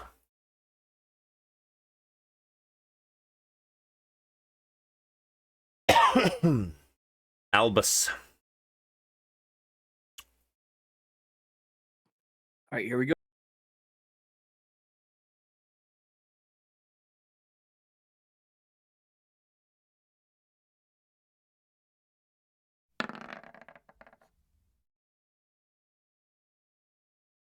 Where's your D6? Oh, sorry. I don't know what table.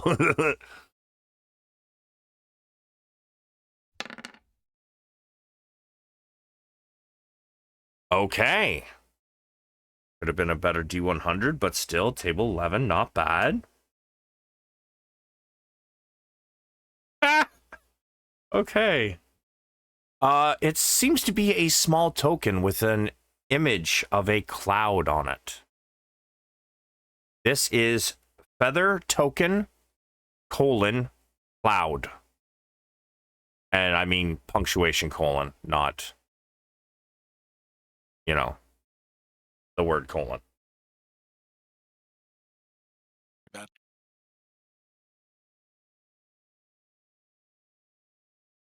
Okay, I guess in the compendium, even though the book says colon, it's going to come up as a comma, not a colon. I got it.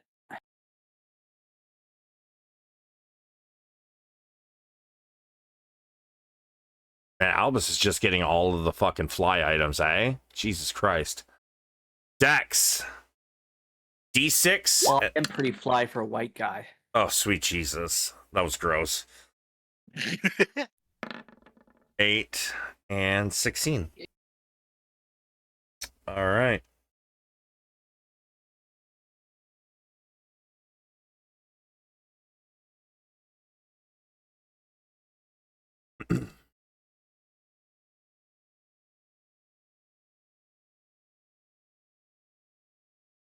Metallic head of this javelin is embellished with 3 small wings.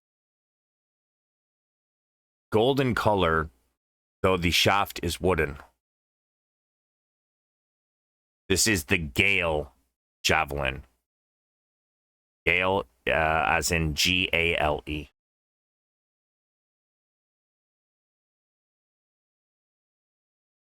Ah, found it. Thank you. Hey, Cal, Yes. give me one more for each you and Astario.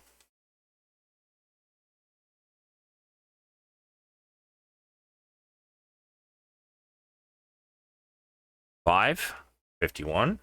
So that is 10. 51.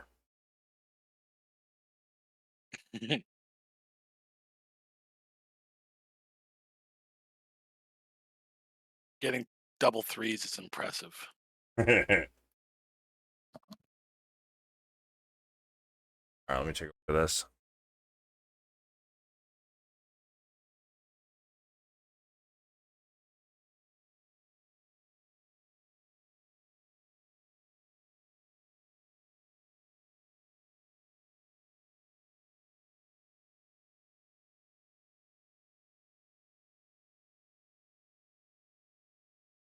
Okay, so there seems to be a small ring, woven lead and silver. It only seems to fit on the smallest finger.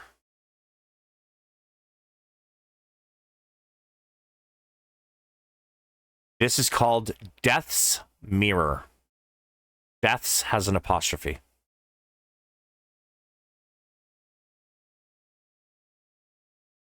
Okay. Astarial rule 6. By the way, can you make sure that her gold gets into her inventory, please, Al? Yeah. So 8. And the number is 3. Wow. Okay.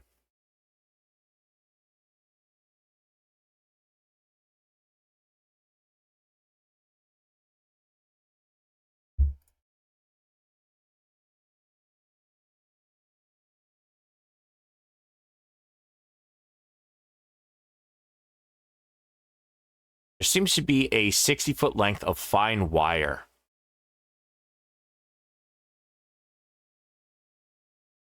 This is called relocation cable.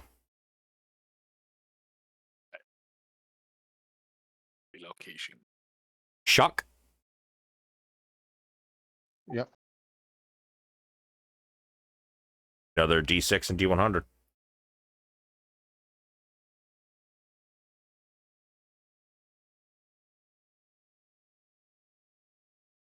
Oof.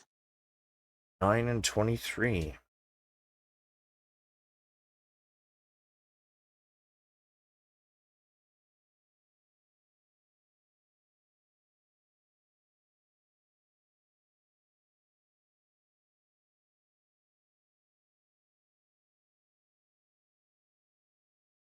What seems to at first almost look like a small stick sitting amongst the items you pick up and find it seems to be some sort of wand fashioned of oak and heavily stained by an unknown liquid. This is the wand of fermentation. Are these all identified? No, these are all unidentified. You guys will have to worry about that later on. There's no I. Sorry, that first I is an E.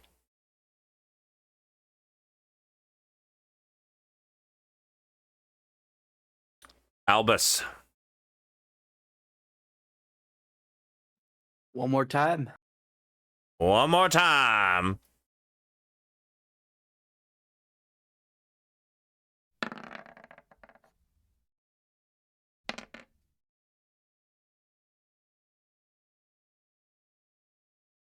Four. 9. 95. Hey, oh god. Another thirsty scalpel. Another thirsty scalpel.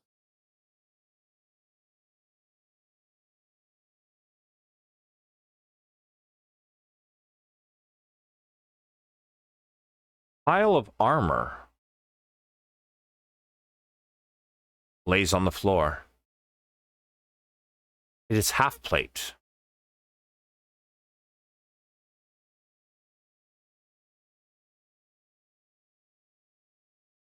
Oh, that's actually kind of nice. This is called Mail of the Sword Master. Swordmaster's 2 words.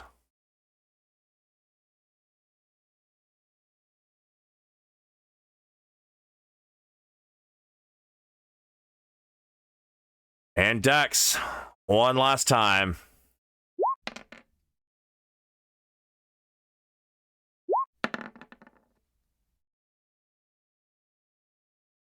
Also, I can identify everything if we give us enough time. Thank God.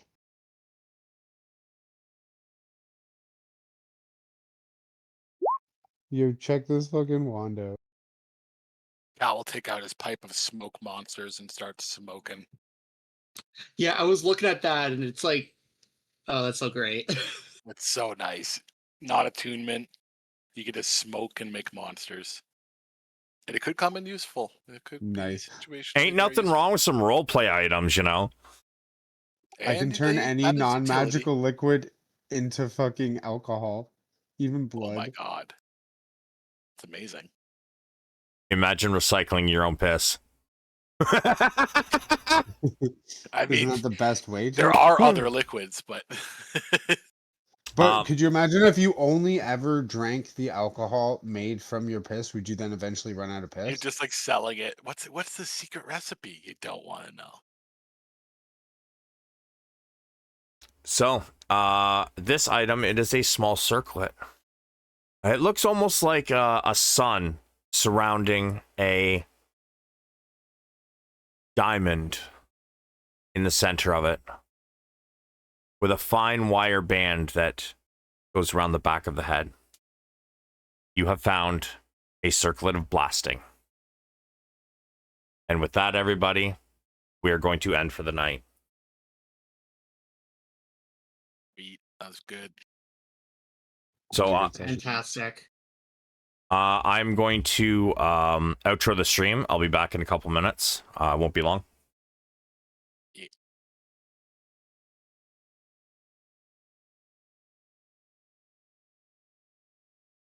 Well, even though we were short a player tonight, which I don't know where that player is. I don't remember him saying he couldn't make tonight, but it is what it is. We'll just have to try and catch up with him at a later date. Hope y'all had fun.